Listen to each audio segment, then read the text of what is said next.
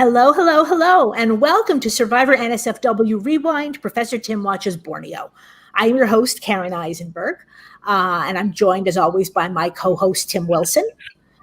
Today we will be discussing episode 12, Death of an Alliance, which sounds very promising, but of course it turns out that it wasn't the death of an alliance at all.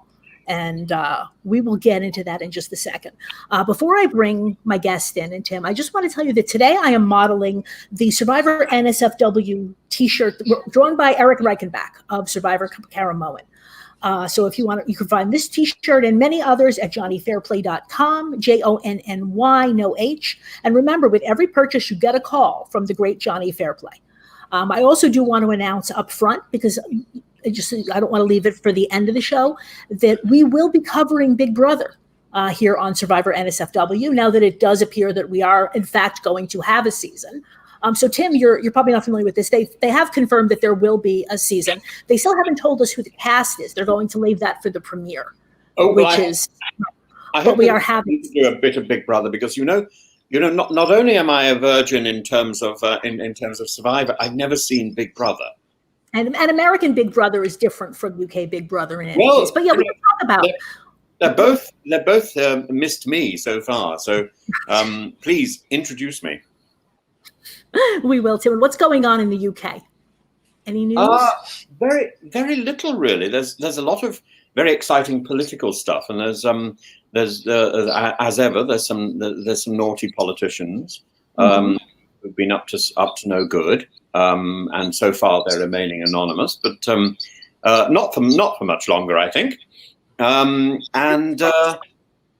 then one's got all the sort of COVID stuff lingering on. And there was a rap singer I sort of locked horns with a week or two ago. I thought he was using sort of he was off on the wrong track. He was having a disagreement with his management, and it came out as a form of anti-Semitism, and that seems to me to be inappropriate. And I think he's hurting.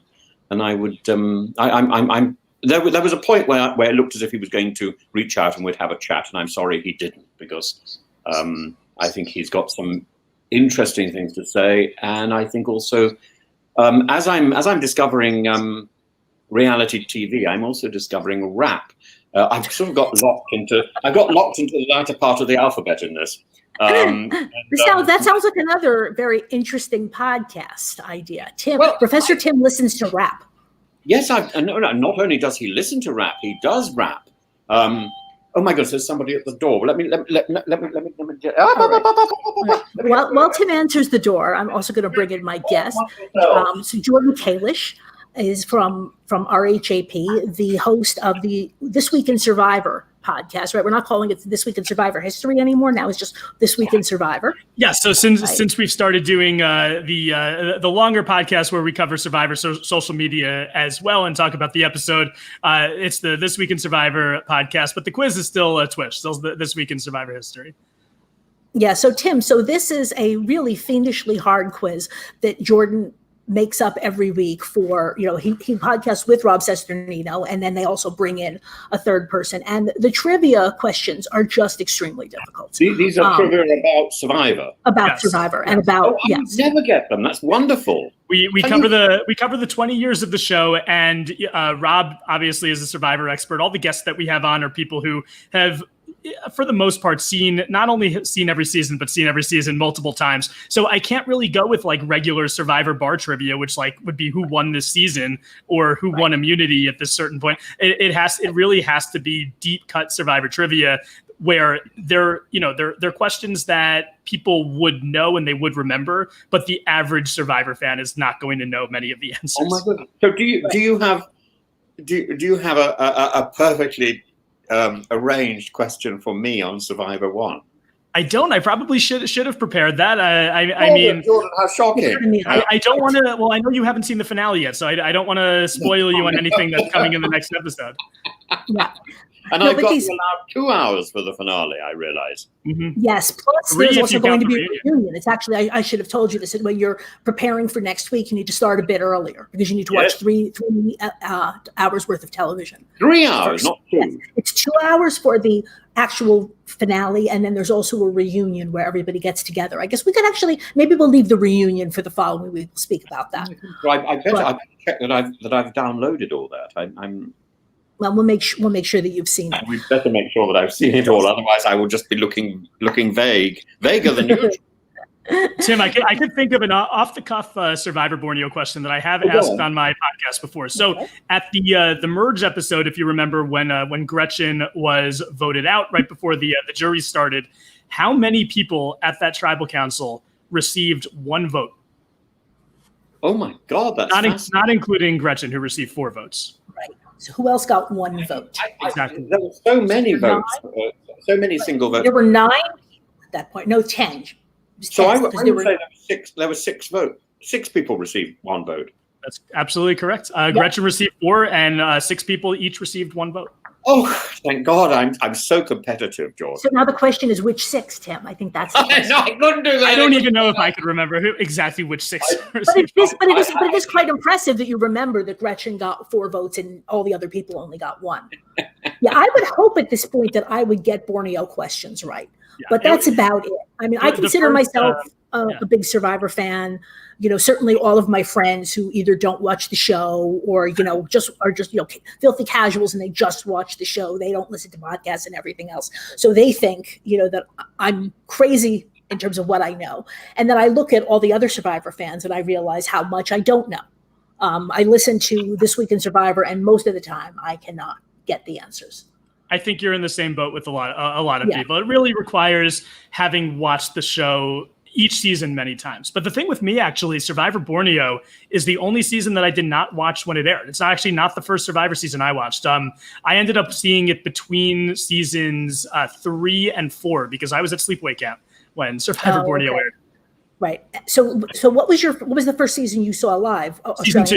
I watched Australian Outback right after the Super Bowl. My mom knew that I would really like the show. I don't think she realized how obsessed I would become with the show, and maybe if she did know, she wouldn't have shown it to me in the first place. But I sort of fell in love with it from the first episode of the Australian Outback, and then of course I had to see the first season. Luckily, my mom's friend had recorded all the episodes on VHS tapes, and when I was homesick from school for a week or 2, I binge watched all of season 1.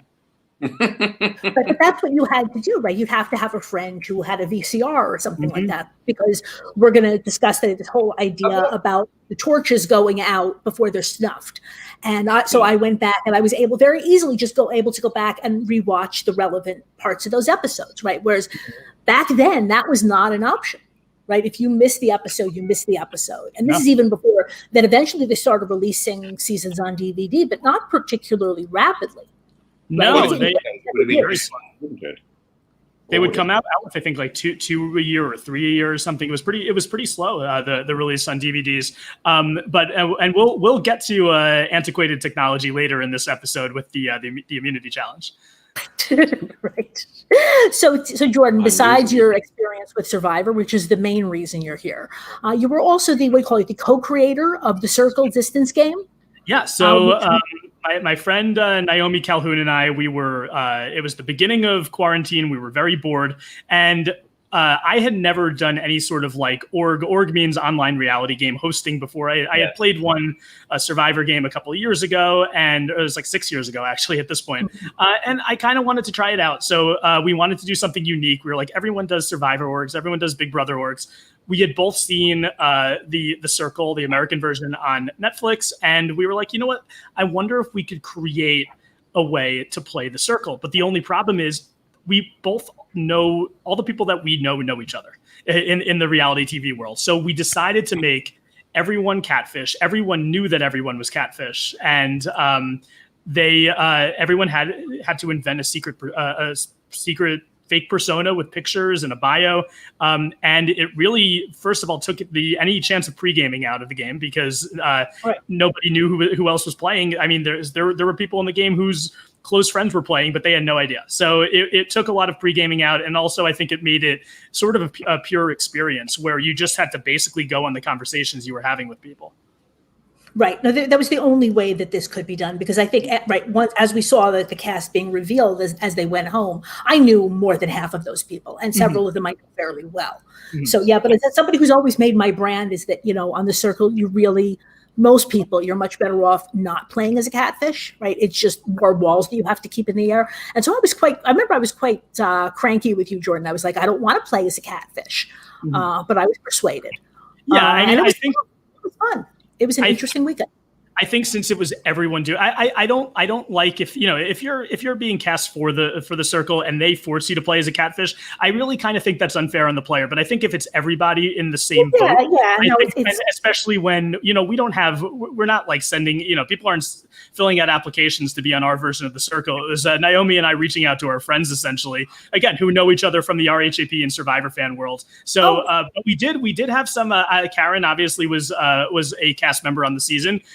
We did have a bunch of RHAP hosts, and we had Karishma and Lirsa from Survivor. Lirsa from Survivor David versus Goliath, and we had Karishma from Survivor 39, who I couldn't believe that they said yes to participate, but it was amazing having them on the show or in the game. So, well, next time you play, you must invite me, Jordan. Absolutely, you're 100% in if you want to play season 2 of Circle Distancing. As a seasoned circler. But I remember a lot of pressure was put on us to be catfish. But and then in my case, thankfully, they decided that I didn't need to be, because it's much easier not to be. But as you will know, Karen, right, have to, because you have to keep all these things. You have to juggle all these things. But I think if you got a decent, if you worked on your, what do spies call it? Your legend. If you worked on your legend well enough, then you ought to be able to sustain it, because you don't have to sustain it outside of the conversations. It just has to be within those conversations. You have to make sure that you're consistent within those conversations. And also that you keep a note of what other people say to you. And then I think the key is not go catfishing.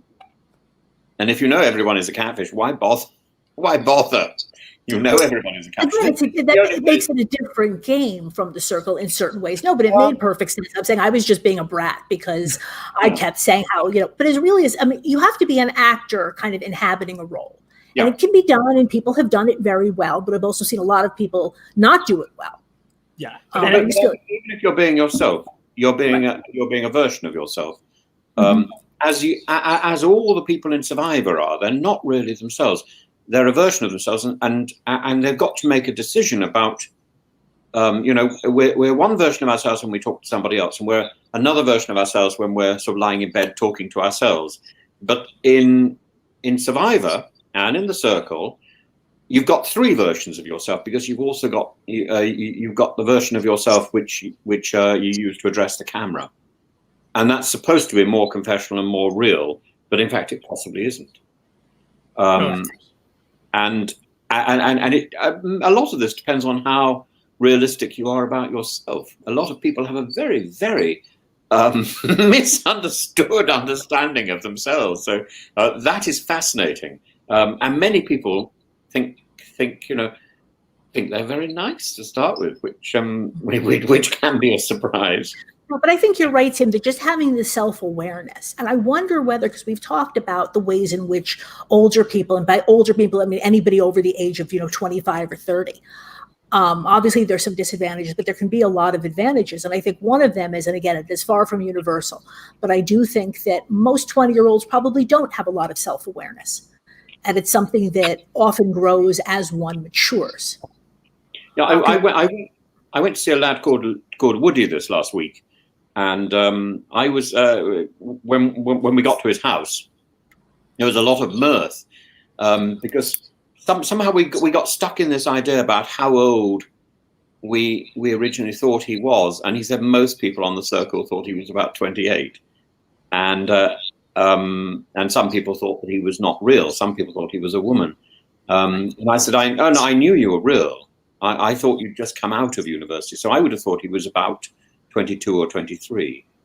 But I was convinced, actually, even until the final reveal, that he was a little older than he is, because he is so self-aware and so comfortable. And he took me to one side at one point and said, I believe in truth.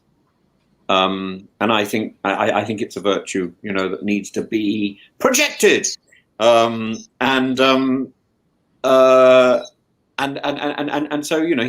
he's not that keen on advertising things and doing this sort of Instagram stuff like that. He's interested in projecting reality, and that's nice. He's clearly an unbelievable young man, especially for that age, even for somebody who's 22 and 23, to have the poise to play a game like this. And I know there were other people in your cast, again, who were in their 20s, but especially for an 18-year-old.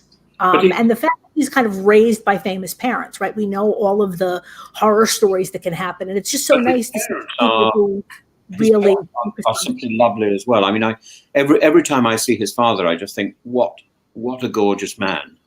His mother is, I mean, I didn't know who his mother was, and this strange lady rushed up out of the audience. She'd actually been filming another show in London and raced up the M1 to Manchester, which is a good 3-hour trip to get to our show at 10 o'clock or something for the live show there. And this strange woman came out of the audience and started kissing me, and I thought, who is this strange woman? And then I met Woody's grandmother, who would be Zoe's mother, who kissed me as well. And I thought, this is, but it's so lovely. I'm such a needy person. I'm sure there would have been lots of other people who would have liked to have kissed you, Tim, but I'm sure there was security trying to prevent no security here. I mean, I just throw myself out at the world. Do what you will. Do your worst. No, I think I just need a broader education. You have probably the broadest education of anybody I've ever met. But Jordan, so you're talking, but we're hoping to possibly have some episodes of the Circle Distancing game soon. Yeah, we spent some time this week editing. We played the game in April, so it was a while ago. As people were playing, they were sending us audio confessionals. So we're gonna release it as two different podcasts. The first one should be out within the next couple weeks. The second one will be out probably a few weeks after that, and you'll be able to hear what people were thinking who were in the game. There'll be some, Naomi and I will be on the podcast too, explaining things that happened in the game, because it's very, very different than the TV show. We sort of, as big Survivor fans, sort of Survivor-fied the circle, where we actually started with a red circle and a blue circle that ranked and blocked each other independently. So we had a merge, just like a Survivor season, where when there was a certain amount of people in the game left, everyone came together. They were now one circle. So what color was that? The merge circle, I think we said it was green, but we never really used the merge circle color. We just called it the circle at that point. But the starting circles were blue and red. And Karen, you were in the red circle, correct? I think so. Yeah. Yeah, you were in the red circle. And did people arrive at different points, or no? Everyone who we had 18 people, so that was one of the things that we wanted to change. Because we always felt, Naomi and I both felt that it's very hard to win if you are one of the latecomers to the circle. So we wanted everyone to start on the same footing. Yeah, I entirely agree. Also, I don't think there's any problem with the circle being huge. No, I think it worked for what we were trying to do. What I would like to ask is, did you feel that, in contrast to Survivor, where I think you feel that everybody is at everybody else's throats almost from day one, and certainly in seasons subsequent to Borneo, I think that's certainly what Karen hints. And certainly as Borneo has now emerged, this sort of viciousness has emerged.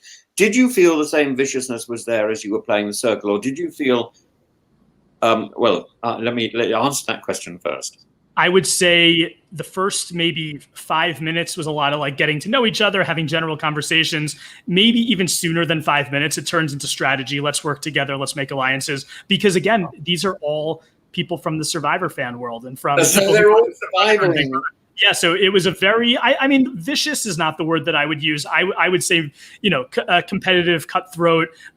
But, people definitely knew that for them to get further in the game, they had to make alliances quickly because they know the people that I know. Like if you're someone who's cast on my game of the Circle, there are people who play the game, like the social deduction game Mafia, and they watch a lot of, different reality shows where alliances come together quickly. Plus, this was such a fast moving game. We started with 18 people, and it was like a 2.5 day game. So every round is very quick. It's not like you have a day to acclimate yourself with the group. You have about, maybe before the first blocking, we had about an hour and a half to 2 hours. And I don't think it was that long. It was actually probably shorter than that. I think the first night we blocked 4 people. We blocked 4 people in about 4 to 5 hours in the first night. Yeah, in the show we were blocking pretty well within minutes of arriving in the show. I don't know how it panned out in the actual broadcast. So I fell asleep, I think, watching the first episode, and I think I got up to episode 4 before I just finally gave up the ghost and decided I'm not going to watch this stuff anymore. At some point we need to do that, though, Tim. We also do need Professor Tim watches his own season.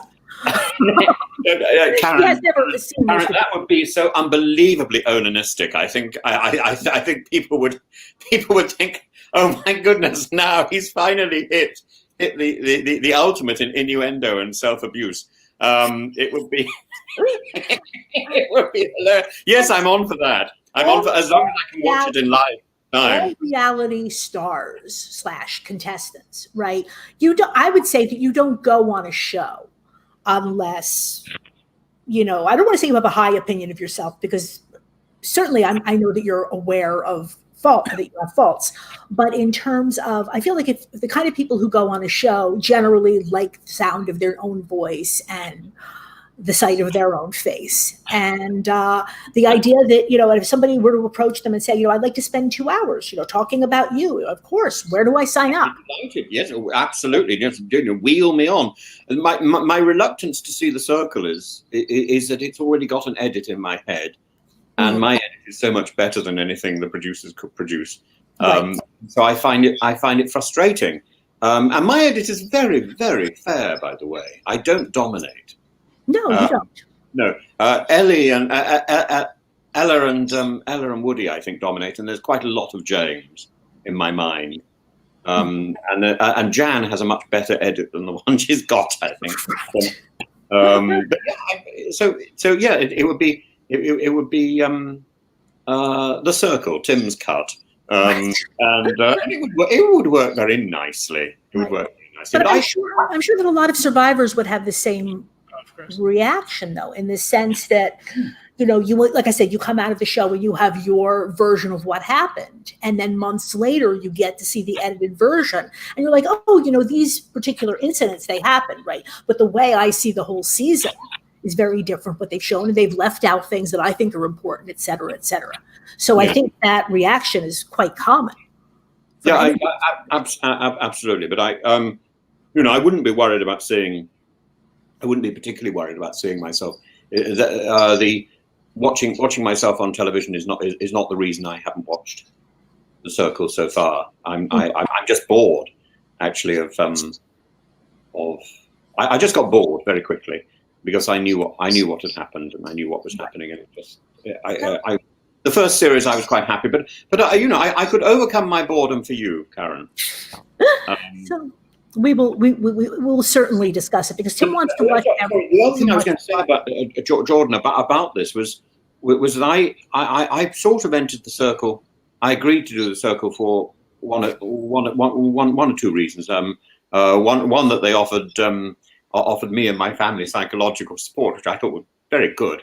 Didn't really materialize, but the other thing was this idea of reciprocity and friendship, and there was a game based on this sort of circle. And certainly the first series, when I looked at it, seemed to me to be respecting that idea. The second series, I thought, sort of respected it for the most part. All the international series went way off in a sort of survivor direction. but I loved the idea that there was, for one brief shining moment, there was a concept of a round table on television where everybody had a sense of equality and friendship and harmony. So certainly Woody, myself, and Ella would definitely promote that, and I think James would as well, actually. Yeah, and I would say within our game, even though it was, there was a lot of strategy that came off right off the bat, and there was, it was definitely a cutthroat game where everyone who was playing wanted to win very badly, even though it was a game for no prize. It was a 3-day org that was never going to be on TV. These are competitive people, and I cast people that would want to play and want to win for a reason. But I would say, like, there were a lot of conversations that people were having that sort of like fluctuated between strategy, but then they were talking about cooking and their pets. And even though they were playing catfish, they brought a lot of their real selves into their fake character. So I think that there still was this sense of unity, and they were part of the circle, and they were having a shared experience, even though nobody was going to, was not going to block somebody if they thought that person would beat them. No, I don't think there's any reason why you can't have strategy and friendship at the same time. I agree. But I love seeing these little moments in Survivor. I know one or two today, where you see this humanity and this link between people that you sort of decided didn't really get on, and it's there again, and it keeps going, and that bond, will persist beyond the show in some ways. I was going to say, even with Survivor, Tim, it is quite common that even people who were not playing together in the game, or were cut each other in the game, often there are some very, very real friendships that some of them have now lasted for 20 years. Absolutely, but it's inevitable, because this is an experience which is forged under remarkable stress. And so you've not only got the stress of being filmed in Survivor, you've also got the stress of actually surviving in Survivor. So you've got this sort of double stress, and so much more significant, really, that stress factor, than in something like The Circle, where you've really only got the stress of surviving the show and the stress potentially of being a catfish and sort of lying or exposing people or all that sort of stuff, which sort of suffuses you with guilt. But, you can live with that, but what is it like to live on fish for 36 days, and rice and forage? And I'm longing to tell you what I thought of all the volcano mud in a minute, but we will get to the episode. It's only been half an hour. Get to that, but this was the intro. It's fine. We tend to do this. I'm so sorry, Jordan. We do go off at a tangent, sometimes quite wildly. Yeah. But Karen's got terribly good at controlling me. It's a little bit difficult, from 5,000 feet, miles away, but I need like a little leash to kind of just be able to tug on it occasionally. Tim? I love being tugged on occasionally. I set myself up for that. I'm sorry. Is that what you meant by visiting Woody? Stop! You know. Woody and I went off when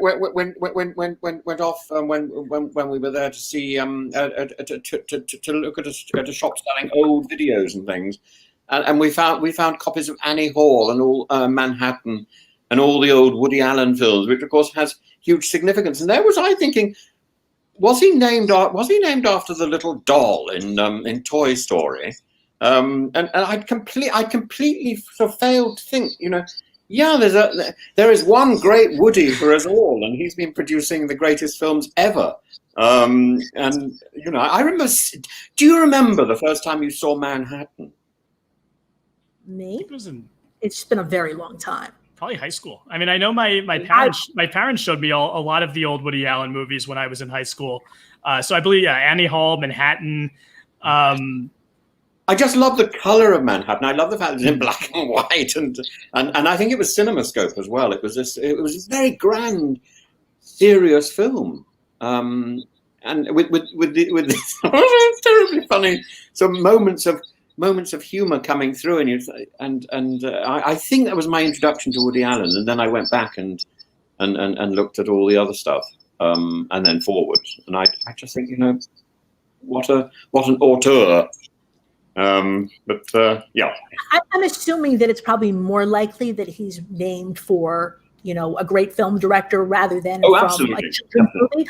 But either of them works for me. And at least the thing with Woody from Toy Story is that there's no fear that he's going to go out and do things that might make you concerned about sharing a name with him. Always a problem to name a child or a pet really against anyone who is still alive, or even a character in a franchise that is not finished, because I know of one child and many pets who were named like Daenerys. Oh my goodness. Yes, I know actually a child who was named. How shocking! Yes, because that it was a perfectly reasonable name until that last season. Yes, well, she had a dodgy end, really. Poor dear. Mind you, I would love to have played her. And that is if the problem was, I don't think she saw that end coming, so you didn't sort of feel it building. I felt that was a finale that should have been built about the three seasons before it came. I completely agree. It really came out of nowhere. There was very little development to make you think that what happened, without giving away too many spoilers, what happened to Daenerys would happen to Daenerys. As a reader of the book series, though, there are a lot more hints. So as a book reader, really? I was a little bit less surprised than people who had only seen the show. But still, the show and the book are different entities. They should have developed her character more if you're going to take her in such a drastic direction. Again, without giving away spoilers. So do you think the author? You've probably already seen it. I have actually not seen it. Breaking Bad, I turned it twice. I started to watch it and then stopped.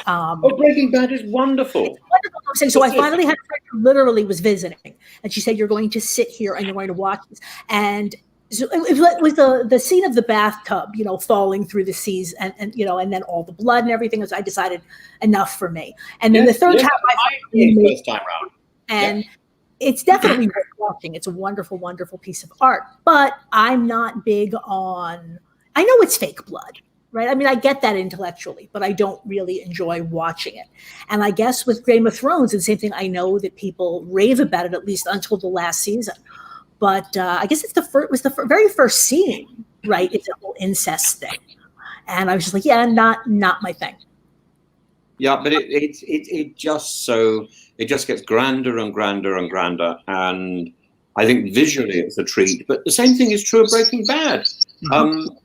And once I saw Breaking Bad, then I saw the spin-off with the Wonderful Man. Better Call Saul. Yeah, and I just think this is not only tremendously artful.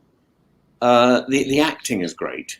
Mm-hmm. The storytelling is great. It actually grips me. I don't call it product. It was just kind of not for me. I'm not big on war movies. I'm not big on, like I said, not my thing. But that's why there are many, many networks and many, many shows. So where were we? Oh, we're back at the beginning of the episode. We have to pick a mix. Yes. Sorry. We have to pick and mix. Right. We have to pick bits, and we have to be. I think there's a point for saying. My mother used to say, "You can't teach an old hen new tricks or something." Yeah. Is it an old duck new tricks, or what's the expression? You can't teach an old dog new tricks. An old dog. Yeah, we'll get there somewhere in the zoo. And I thought, no, that's not true. Woof, woof, woof. I can be taught new tricks every day, and I would like to be taught new tricks. I remember saying so often in the circle, but I say it in real life, and particularly when I'm teaching, I say I don't consider this a reasonable lesson or lecture if I don't go out here and if I don't leave this place and feel that I've learned something. Now, of course, if I'm the only voice actually making noises, that's a big effort. But I did find when I was lecturing to large groups of people that I always learned something, if only what somebody's name was, or or that somebody could actually fall asleep in my own lectures, which was always very entertaining. But I think, Tim, one of the things that people warm to with you is that you are always learning. And I will say, and there was a range, but obviously many, not everyone, I'm not even going to say most, but there's certainly older people who you get to a certain age and they're not really interested in anything new. No, I think you can't teach an old dog new tricks if they're not participating in the exercise. Absolutely. Well, if I stop learning about people, then I'll start learning new languages, and doing it badly. I've got a whole list, and and there are some languages I've now forgotten, and I think I ought to start learning those as well. What's the last thing you learned, Jordan? The last thing I learned, well, Really I would say that I like to host games. I like to host Mafia. I like to host The Circle. And a friend of mine invented a mini version of a reality show type game that could be played in about 2 hours. And I did it last night. And I learned that we had a good basis for a game, but we had a lot of things that we needed to change in order to make the game better, to make the game mechanics more fair. So I would say that we learned that we are not as smart as we think we are creating these games. But I do think that we are creative enough where we're going to be able to make it a really fun and unique experience for people who are playing.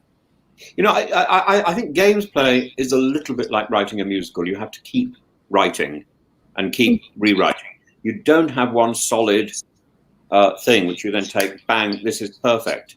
It's always about tweaking, and the people who invent these things, I think inventing a game that lots of people can play, other than incest, I suspect, is remarkable. Well, I think that's. Well, I was going to say I think that comes naturally, but I hope not. Unless you're a cat, please, Bay, don't listen to this. I'm being very rude. But I've got a cat on my knee, and he's sitting quite contented. Now his ears are pricked up. And the moment I mention incest, it's sort of programmed into the animal, like rabbit. It's disturbing, but I mean, he's had a little operation. Do I want to ask why your cat has an interest in incest, or do I just want to let that go? I think all cats do. I spent a lot of time when I was a child on a farm, and I thought, oh, how lovely the little cats, and these baby kittens grow up, and then the next thing you know, they're father and kittens of their own with their mother, and you think this is not nice. Aren't there any gay cats? There probably are, and they're probably doing something alarming as well. But it's just disturbing. They all need a little trip to the vet, I think. Well, that will at least, even if it doesn't remove their desires, it removes their ability to act on their desires. So if you are sleeping with your cat, maybe that's a good thing. I don't think these thoughts have ever crossed Bay's mind. Actually, he's quite innocent. You know what I will say? I took a lot of notes for this podcast, and none of them were about cat incest. Sorry. You did not prepare. I feel soundly wrapped on the knuckles. Let's get on. Okay. So at the beginning of episode 12, first I just want to. So there was a post. We've talked about Survivor Sucks and the online fan community. Unfortunately, generally, those message boards seem to have been lost to history, right? I wanted to go back and kind of immerse myself in that world. And the Sucks boards themselves don't seem to be there anymore. But sometimes they are brought down by, people who know the game. And so Mario Lanza, who we had on, at the beginning of the season. Yeah. So in his book, he writes about that there was a post on Survivor Sucks right at this point in the season between episode 11 and episode 12. So it was a poster named El Kabong, right, who says, "We are left this week with 5 people who we all want to see covered with honey and tied to anthills." And I think that's a pretty good summary of how the fan community was reacting to the first season while it was happening. People did not like these people. No, they did not like Tagi. I warmed so much to almost all of the people there. So what's gone wrong with us as humanity that we now like these people, whereas 20 years ago we may not have done? Well, I mean, yeah. Sorry, go ahead, Norton. I think it's sort of without giving away how the show has progressed.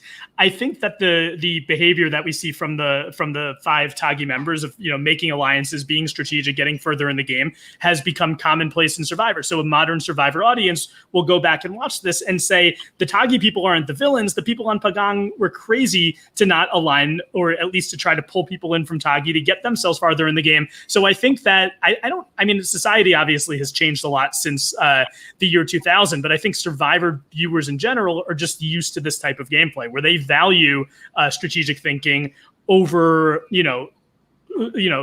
original tribe loyalty, which really the original tribes, it's based on nothing. It's just based on how the producers tried to divvy the people up. And Richard Hatch gives a quote at the beginning of the episode where he was like, he never believed in his tribe. He never believed in the merged tribe of Ratana or his original tribe of Tagi. He believed in his alliance of, I would call it his alliance of 4.5 people, because Sean is sort of, he votes the same as them, because when the Tagis figure out that he's voting based on the alphabet, they're like, oh, we're just going to put our 4 votes with his, and that'll be a majority no matter what happens. So I would say that he cares about his 4.5 person alliance, that was a choice. Those people made a choice to come together. The original tribal lines were decided by production. It was, it's not random, because they do try to have personalities that are going to be interesting together, but it's nothing that the players chose. Yes. But I would go further than that. And I would say that actually Richard, in that little monologue to camera, he says something about he cares very little about all these personalities. And he's quite dismissive of everybody. It's not how he behaves, it's what he says, but I don't think it's how that's not carried out in his actions. So I think there's a mismatch there. Now, because I think he's lovable. Oh, I'm a big fan of every single person in this Final 5. Good. And I'm wearing my old school Survivor shirt, and these are all old school Survivor legends who were left in the game. I wore that one a few weeks ago. Yeah. So was Rich saying the same thing about Tagi, though, Jordan? I thought it was really talking about Ratana. He was talking about Ratana, but then he also game at the beginning, right? And he said first, like, Ratana was just a random thing. It never really meant anything. But then he sort of brought it back to Tagi as well, where I completely agree with Tim, where he's thinking, he's telling his tribe mates that he cares about the alliance. What he's telling the camera is, yes, he cares about getting his alliance to this point, so then he could go further and get himself to the end of the game, potentially. But he really is talking to his Tagi 4 or Tagi 5, however you want to look at it, that, the beginning of the game, they sort of were the core group within their original tribe, and that Tagi as a whole didn't mean as much as their force. I think what he's really trying to do is build unity, sort of subliminally plant in their heads that he was the one who helped them all get to this point, so hopefully they remain loyal to him. But he wasn't. This is the other thing. You get the impression that Richard is guiding everything. I don't feel that he was. So this episode brought up lots of sort of almost philosophical questions, but certainly practical questions of direction. If I were directing this as a show, I would be wondering about people's arcs and what they were actually achieving and what they were actually doing, what they thought they were achieving and what they were actually doing. And I think there's a mismatch. There's a big mismatch on many levels between what Richard says and what he does. I agree with that too. And I think what Richard says to the camera, as opposed to what Richard says to his tribe mates, I think he sees himself as the mastermind, as like pulling the strings within his alliance, and he's going to say whatever he needs to say to these people to try to manipulate them. But I also think, like, you look at how this alliance really formed at the beginning. The first 2 people in this 4.5 person alliance that really came together were Sue and Kelly, and you see that that relationship sort of starts to deteriorate in this episode towards the end. They had a You're following an edit there. No, of course. Right. No, but even at the beginning, we have, the fight, this fight that happens between Sue and Kelly in episode 12. And you're right, really, it's not one event, right? We saw some signs of some possible weakening even in the last few episodes. Mm-hmm. And then, as spoiler alert at the end, they still continue to vote as a block of 4. Yeah, and I think it stems from Kelly voting for Sean in the previous episode instead of Colleen. Right, yeah. Right, and so this big fight. And again, when I went back to rewatch it, I mean, obviously it's important to the narrative, but when I remember, because I hadn't seen this in several years, I thought it was going to be a much bigger deal. Hmm? I was expecting. Come to blows, and it lasts for 30 seconds, and they're a little cross with each other, and then Sue goes off to fish, and then they all make up. No, I was expecting Alexis and Crystal tumbling into the blue water and thrashing around, maybe in the mud. I thought the lure of volcano mud and this little fight. I thought Joan Collins, you don't have a leg to stand on with this in the offing, but actually it was a bit of a damp squib, really. Mm-hmm. Yeah, well, what do you think, Jordan? Yeah, I mean, it's maybe they just didn't have the cameras on them at the right time. You know what you do see the camera walking up to them. So I do get the sense that the fight did go on for longer than we saw, because they just I mean, and you could sort of tell from all the from the editing that you get in the first season, they don't have all the same camera angles that they have in the more modern seasons. They don't have as big of a production team. So the camera does sort of walk up to them in the middle of the fight. We don't know. It could have been going on for 30 seconds before that. It could have been going on for 10 minutes. I don't know. But it was definitely big. It was big enough of a deal where you see Kelly going to Rich and talking about it. Sue's going up to Rich and talking about it. So I don't think, it is sort of this historic moment in the history of the show, because it's like the first real blow up on camera. I wouldn't even consider it a blow up compared to other things that would happen later down the line in Survivor history. It's not a blow up on camera. The camera missed the dramatic moment. And that dramatic moment may just have been a look, it may just have been a word, but it was completely missed. And what we got was the fallout, and that's not actually very interesting, and so I felt there was a lot of build-up, and then it was a sort of sorry, was that good for you, dear? No, not really. I think the more important point about the fight was, more than the fight itself, was Kelly's conversation with Rich after in the aftermath, and then later in the episode where Sue and Kelly are having the conversation about wanting to be civil with each other. But in that conversation, Sue says to Kelly, "I don't want to go to the final 3 with you, but let's be civil to each other." That could have potentially large ramifications on the game. Yeah, that's an astonishing thing to say. But first of all, but secondly, I thought that Rich's response to that big confessional, and to Kelly justifying herself, I thought that was really what we were getting, was the responses to, in some ways, the responses to questions which we were not told. Oh, of course. The producers always ask leading questions. Well, whether that was questions that the producers were throwing in, or whether it was questions that Richard was throwing in, I think those questions were edited out, and it's a great shame, because she sort of had her back against the wall and was defending herself. She wasn't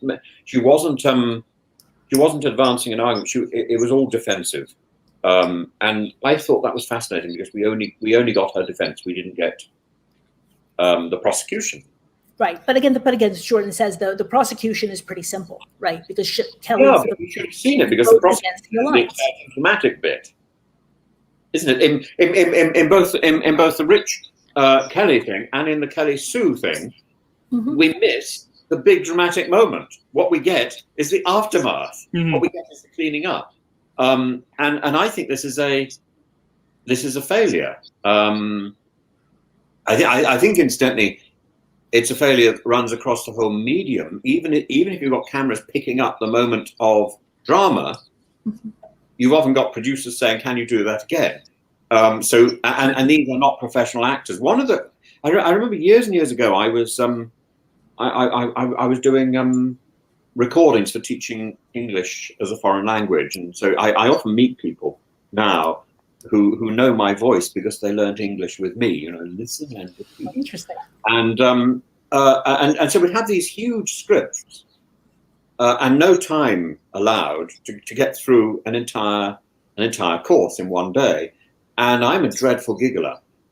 We love your in the recording booth, the producer would often say, "Tim, can you practice?" And I just thought, what a ridiculous thing to do. And there was a girl who I used to work with quite often, a wonderful girl called Shireen, and she and I just realized there's no point in practicing, because if you practice, you then have to learn it. And if you just go for it, the chances are you're not going to giggle because you're so terrified about the next word, and you'll actually deliver quite a good thing, sort of off the cuff. And so we tried to do it without ever rehearsing, and it was always better. There's a sort of what is it, a Marlon Brando approach to acting, because he hated rehearsing as well. We just wanted to get the moment You either get the moment or you learn it so you can't go wrong.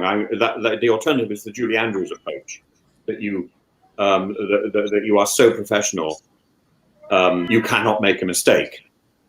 So either you're there to capture the reality of the moment, or you work incredibly hard to recreate the reality of the moment. Right.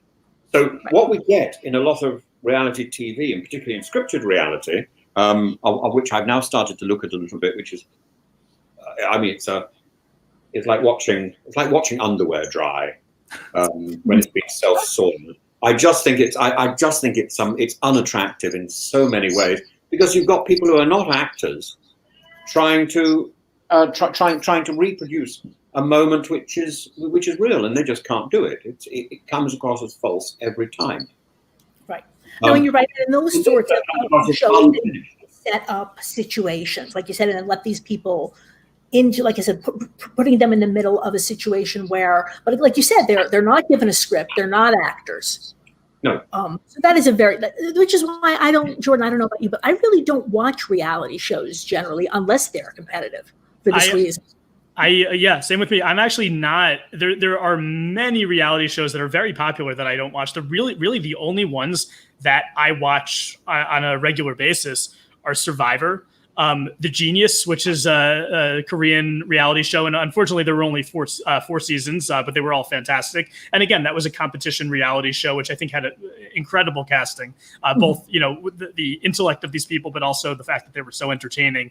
And the other one that I watched is The Circle, which is, again, it's it's a different type of competition, but it is still a competition. And I think now, being in quarantined in my apartment. I mean, I've left my apartment, and I haven't been in my apartment nonstop for the last 5 months. But it's very, very little time outside. I sort of think to myself, this really could mess with if you're in The Circle, or a game like Big Brother where you're constantly in a house, and that's especially different because you're with a lot of other people that could probably drive you crazy. I think it's kind of interesting to think, and I've been going back and forth whether I want to watch Big Brother this season, and I think I'm going to give it a try, and hopefully I like it better than BB19, which is the one season of the show that I watched. Oh, that was the only season you ever watched? Yeah, you should try another season. I think so.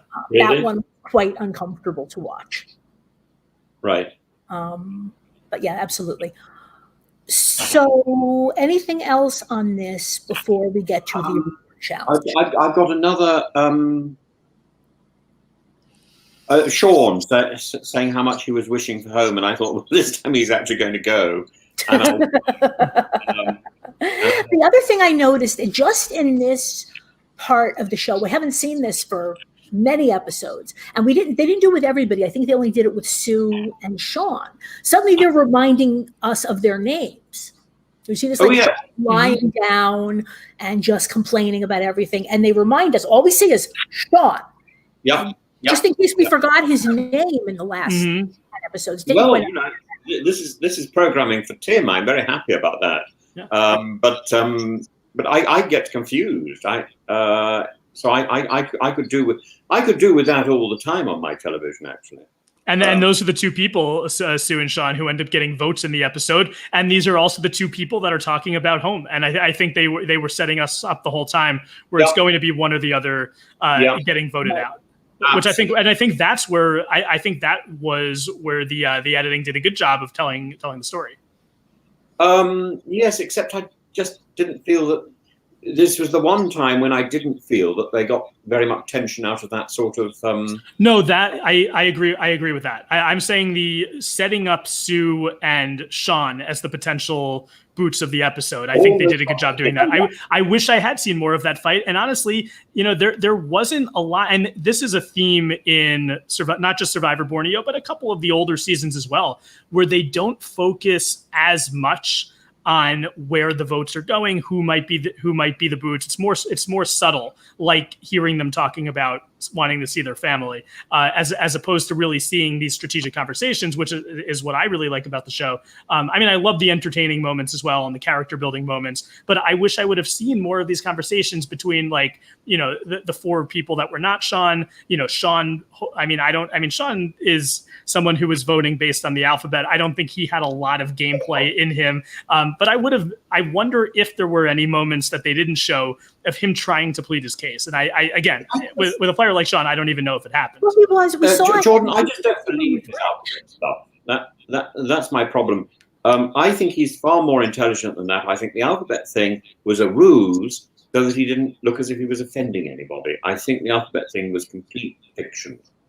He does say that he chose the alphabet strategy because the Pagongs had letters at the beginning of the alphabet as opposed to Tagi. But he was also clearly, though, on the outside of what he thought was his group. So I do think I don't think he was completely unstrategic. And I do think that the alphabet strategy did have some strategy behind it. But I don't think that he is, when it comes to the five Tagi players that were at the merge, I think he's in fifth place in terms of who had the best strategy. Yeah, but even in this episode, though, he was trying to work on Rich, right? I'm not saying he did it particularly well, but at least by this point, he's definitely woken up. He has abandoned the alphabet strategy. And he is trying to bond with Rich because I think he knows, I think everybody knows at this point, that Rich seems to be the locus of power. Mm-hmm. But did you not feel in this episode that he was a little bit dull? Rich? No, Sean. Oh, Sean. I felt that. I felt that the whole season. Yeah. Oh, Jordan, come to my side. Come to the dark side. There was a point at which Sean sort of blossomed. I think it was last week, and he was looking as if he was going there the week before, and this week he's got back to being dull. And I'm thinking, I think Sean is a very endearing character. I think he's a very intelligent person. He's a doctor. I think there's very few cases in which you could be a stupid person and be a doctor. I'm talking in terms of strategic gameplay. Not everyone has that gear. You could be an extremely, interesting intellectual person, but just not have that gear. And I think that Sean might be one of these people. But again, I don't think he had. I think he was playing more strategically than a lot of the early Tagi boots and a lot of the Pagongs that made the merge who could have done something and didn't. But do you know what I think really killed Sean in this episode? I think the fact that Sue and Kelly, and yes, it wasn't even saying a blow up. It wasn't even as big of a fight as they made it out to be or as people remember. But I think the fact that Sue and Kelly are now less likely to work with each other, I think Sean's best case was the two of them bringing him in and potentially getting Rudy or Rich. Rudy, who is the most respected guy there, and if he gets to the end, it's hard to imagine a scenario when he loses. And then Rich, who's able to claim that he played a mastermind type strategic game. I think that Sean's best bet was if Kelly and Sue did not have this fight and did not, Sue does not tell Kelly, I don't want to go to the final three with you anymore. I think that's the final three who all have a pretty good shot against each other. Yes, absolutely. Right. Rudy was the one to get out in this episode. Absolutely. And I was interested that it didn't happen. And I think I think Kelly's fear that she was going to go out. And I think that if Kelly had not won immunity, I think she would have been the next person out. Do you really? What do you think, Jordan?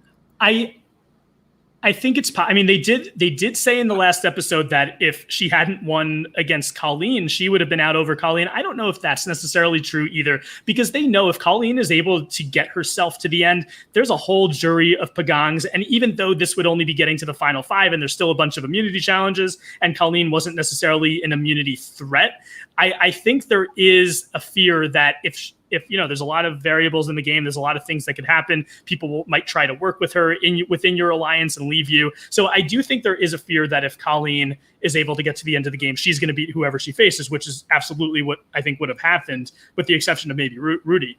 But I don't know if it was true last episode. I think it's more likely this episode that maybe, especially with Sue now, plus Rich and Rudy might look at Kelly as a bigger threat because she's more likely to win challenges than Sean. She's more strategic than Sean, but I don't necessarily think it's a locked case that they were going to get rid of Kelly over Sean if she hadn't won the immunity challenge. Yeah, fair enough. But I thought there was definitely a possibility, especially now because out in the open, that Kelly was not voting with the alliance. I mean, now, you can have feelings that maybe somebody is spending, too much time, quote unquote, with the other side or whatever.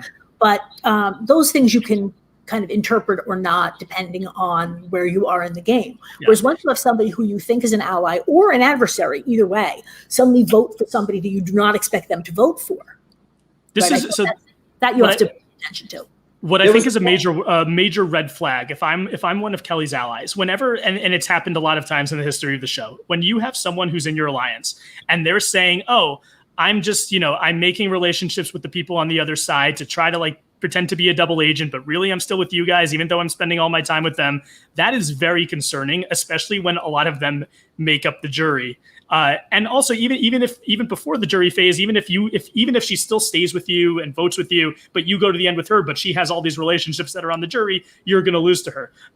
It's very concerning before that too. Not only is she making relationships that can help her in the jury phase, she might be making relationships with your adversaries that can knock you out of the game if she flips. So I think that is a big red flag, and I do think that is what got her potentially into trouble had she lost that immunity challenge. There was one interesting point in the conversation with Rich, where she says something, I can't remember what it was, she says how she's sort of testing the ground or something, and then he says that's untrue, and then when camera cuts. Do you remember that? And I thought, what is he then going to go on and develop that? But he doesn't. The production doesn't want us to hear what he says next. But I got the impression that he was about to say, look, I think, Kelly, you've been cheating all the time. I know that I know that you're not part of our alliance. Oh, but I think if he'd said that, they would have shown that to us. I think Rich is probably too devious to do that. He doesn't want to burn any bridges with anybody. I mean, he might have known at that point, right, that he shouldn't trust Kelly. I think that's the biggest difference between Rich and Sue, where Sue is also, she's a member of this alliance. She has played a strategic game up until this point, but she's such a direct person. She says whatever she's thinking for the whole season. Like, she'll say what she is actually thinking to your face. You could basically trust what she's saying because she's going to give it to you 100%, which is good in a sense, because people know that they could trust what you're saying, but it's also bad because you're sort of laying your cards down and showing people what you're going to do in the future. So I think that's the biggest difference between Rich and Sue, where Rich is probably thinking a lot of the same things that Sue is saying, but he's not saying them out loud. Right. He's saying it in confessionals, which is and he was watching this growing rift between Sue and Kelly, and his reaction was, "I will use this to my advantage." Right. I mean, I was benefit from it without directly participating in it. I feel like that was quite a nasty thing to say. But I knew that was coming. And again, it's funny, you talk about this being nasty, and I'm just thinking about all these other times in Survivor history where I'm not even sure that this house is nasty, but again, these are early days for Tim. Early days for me. I mean, I'm sure if Dante had been alive, he'd be doing a lot of revision about who he put in hell. After people like presidents of various countries and the occasional ex-king. He'd think, no, I'm going to start heaven with so many of these people I stuffed into this circle and that circle. I was wrong. Mm-hmm. So yeah, a lot of revision going on here. I think Dante, his favorite reality show would have been The Circle. I think it would, yes. But you need more than 7 circles, right? Yeah. I'm sure Tim Harcourt had Dante on his shelf while he was inventing this. Anyway, he's a classicist. I don't know what his Italian is like, but his Latin and Greek is really quite good. Though his Greek pronunciation stinks. He uses this very strange ancient Greek pronunciation. I think if you're going to pronounce ancient Greek, you at least pronounce it like a modern Greek. You make it sound real. It's like if you want to pronounce Hebrew, you pronounce it like a modern Israeli. You want to make it sound real. What you do with Latin, God knows, but I think you probably want to make it sound like Italian. Do people actually speak Latin these days? Yes, the old Pope used to chatter away in Latin, and Queen Elizabeth I apparently chattered in Latin. And I remember my Latin teacher when I was a child used to claim he talked in Latin, and I certainly knew a history teacher who I had later on who used to talk about talking in Latin. So I believe people do it. But I would like to think they use nice sort of flowing Italianate sounds rather than pronouncing everything in w. Horrible. You want to sound as if you're walking through fields of corn with cicadas chirping away in the background, and like a scene from a Pasolini film or Zeffirelli or something, like Brother, Sun, Sister, Moon. That's what it is. And this bad Greek accent with more clothes, we hope. You're saying that so hearing these bad Greek accents just takes you out of the moment. Oh, I just want to throw my head down a loo. Actually, I just find it disgusting. And people struggling with where to put the accent. One accent, one word. Just take it from a modern Greek. None of this 2 accented words. You can barely get one accent. One accent, one word. Make it sound real. Well, I speak one foreign language, not particularly well, and my accent is atrocious. Yeah, well, I'm probably there with you too. I can barely manage any of the languages I'm supposed to be able to speak. You know a lot more languages than I do, Tim. And I got into a habit now that I'm in lockdown. If somebody starts talking to me in one of these languages I'm supposed to know, I just think, well, as long as it's not English, I'll just open my mouth and whatever pops out it will be appropriate. They look at me blankly, And have you read The Name of the Rose? There's this wonderful character in there, a rather simple monk, and he has a language which is a mixture of about 5 languages, and he flows from one to the other within the sentence. Oh, I have relatives who are like this. My cousin's husband speaks like 8 languages. Yeah. English, I think, is his 5th language, and he speaks it, completely idiomatically, no problem with the accent, whatever. But when he and his sister and mother would get together, this is what happens: that they would just drift between English and Hebrew and French and German, and and they're not even aware that they're doing it. Yep. I think it's very impressive, really. But if they're talking about the arts, it's in French, right? And if they're talking, and if they're in pain, that's German, right? We're sitting there, and my cousin and I, again, who only speak, English and Hebrew and a little bit of French, said, just pick a language. You can speak in Hebrew, you can speak in English, right? We can follow either. They're like, we're not switching languages. What are you talking about? We're speaking English. Like, no, you're speaking English at the moment, but 30 seconds ago, right, you were trying to speak Turkish or something. So there are definitely people who do and have that kind of facility. Yeah, but I think the moment you move from one language into another, you suddenly concepts sort of pop out, because monoglots. A concept is related to a word. Mm-hmm. The moment you've got 2 words for the same concept, suddenly the concept is on its own. And I think this is a great help if you're trying to do strategy, because you can suddenly see concepts sort of popping out. They're not disguised in words at all. they're there for the world to see as concepts. And you see people's emotions much more clearly, I think. Jordan, what do you think? I do think you have a point there where people, if when you hear people, I kind of know people who do go between Hebrew and English, and when they're talking to each other, it's usually when they're angry, when they're either mad at each other or they're speaking passionately and they speak Hebrew to each other. But when it's a more a regular conversation, everyday conversation, they go to English. And even if you don't speak the language, you do sort of understand the sense of the conversation based on their tone or what language they're speaking.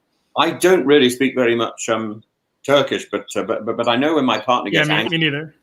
He would say "Gucuk adam," which means ridiculous man. I know what that means.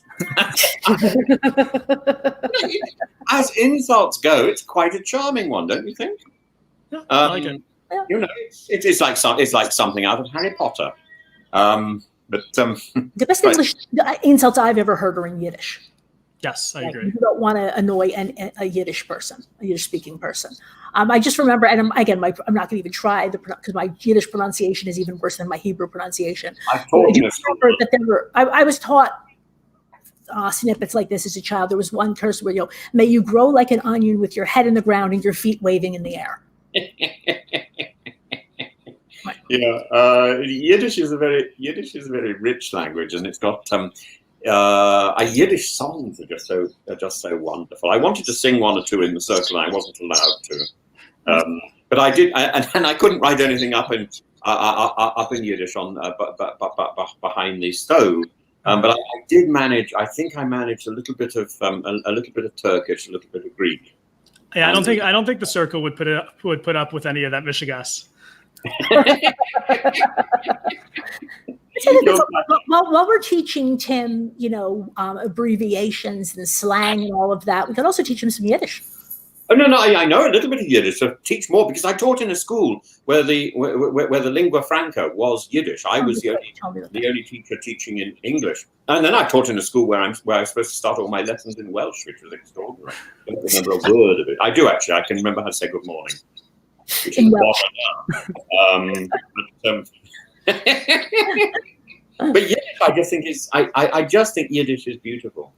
I think it looks lovely, and I think it sounds wonderful, and it's very passionate, and we have to have a sing-song. Going back to English here, because we're going back to English and to mud baths. And mud baths, right? So get to this reward challenge. There's a point where Flanders and Swan come in and say, mud, glorious, mud. I think I've done that before. Mm-hmm. The hippopotamus song, isn't it? So the way that this is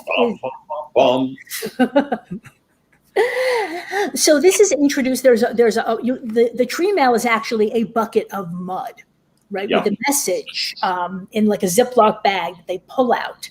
And so what you say, you go to the so the game is you have to get as much mud as you can from the mud volcano into a bucket in 5 minutes, right? We understood that you put it on your body, you run,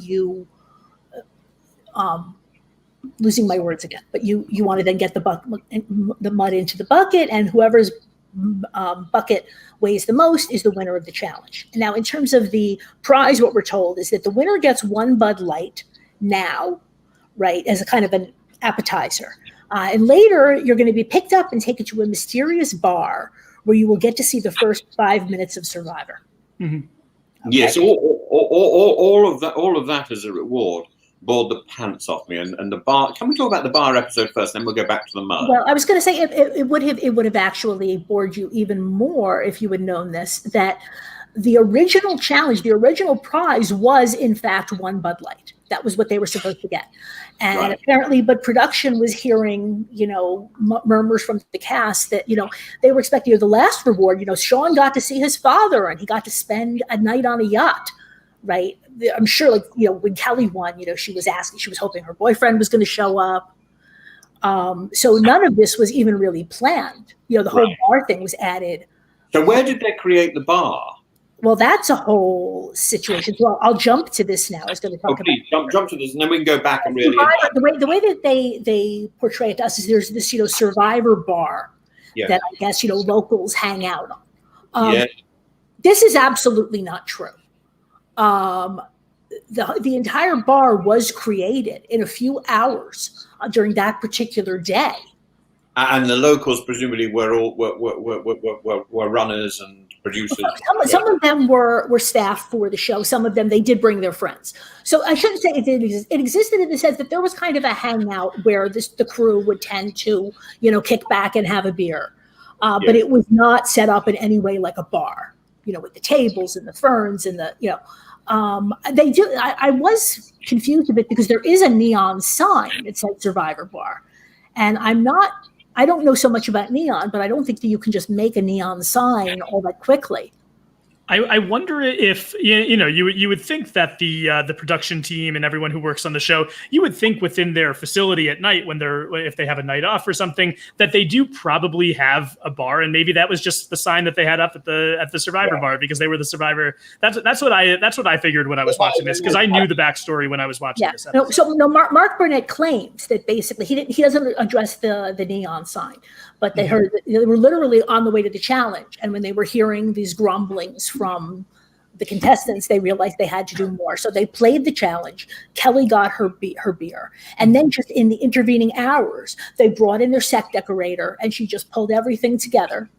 And again, recruited a bunch of locals. And that bar really, as a bar, only existed for that one evening. Yeah, the biggest clue to the fact that it wasn't a real bar is that clearly Budweiser was the sponsor for this episode, and the bar only had Budweiser and Bud Light. So I think that was a good clue that it was not a real bar, and in fact, it was created for the sponsor and for the challenge.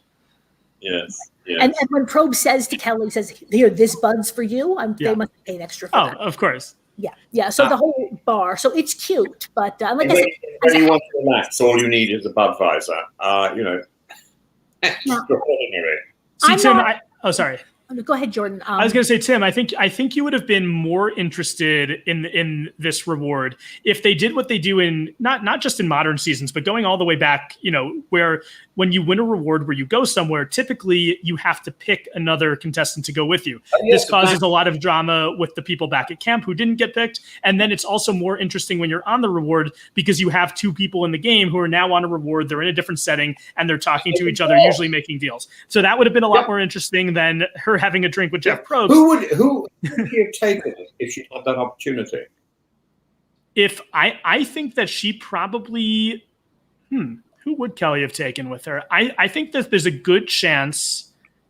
I don't think she'd take Sue after. Yeah. I think I do think that taking Sue would have been smart because maybe you could rebuild the relationship. I don't think she would have done it. I think she would have either taken Rich or Rudy, probably Rich, because I think she had more of a working relationship with him. Where if it's Rich, I never think you should take whoever is really your closest ally. I'm actually of the opinion for reward challenges that you should not win reward challenges. It makes you a threat for no reason. You hope you get taken on a reward challenge, but I think you should throw every reward challenge. Immunity is really the challenge. Is if you need it, that you should be trying to win. But I do think that Kelly would have taken Rich. I think the smart move would have been to take either Sue or Sean, and then maybe said to Sean, look, let's try to go to the final three together with Sue. Sue's not beating us. Nobody likes Sue. So if I were to invent or host something like Survivor, I wouldn't want to tell people whether this was an immunity challenge or a reward challenge. I would want to surprise them at the end to get round that issue. I mean, I don't think it's so much of an issue because there are people who have thrown reward challenges. There's people who've thrown immunity challenges. It's not like a pervasive issue on Survivor. I think people do, since they are so hungry. I'm saying this now in the comfort of my house, having eaten breakfast this morning and had a snack too before we started this podcast. If I were hungry on an island, maybe my mentality would change. I just think it's the smarter thing to do. I don't think it's become a problem on Survivor where people are constantly throwing these reward challenges. I just think strategically, especially at the final five, where you're taking one person and you're leaving three people who are now the majority of the people at the game to sit at home and be jealous of you. I don't think it's great to be one of the people on the reward. Well, you had many of the same problems with the circle. It's not great to be an influencer. Mm-hmm. Right. Did you two find it? How did you find being influencers on your version of the circle? By the way, I think it worked well for people. Well, so I think a couple of the people who were influencers early on, whether they were influencers multiple times, they started to be seen as threats, and some of them did get blocked. However, it's sort of a double-edged sword where that's the danger. But the advantage of being an influencer is that the people that you leave in the game are all there because you didn't block them. So it could also help you build an alliance. And I do think that some of the people who were able to get to the end did have history as influencers. So I think it helped some people, but hurt other people. Yeah.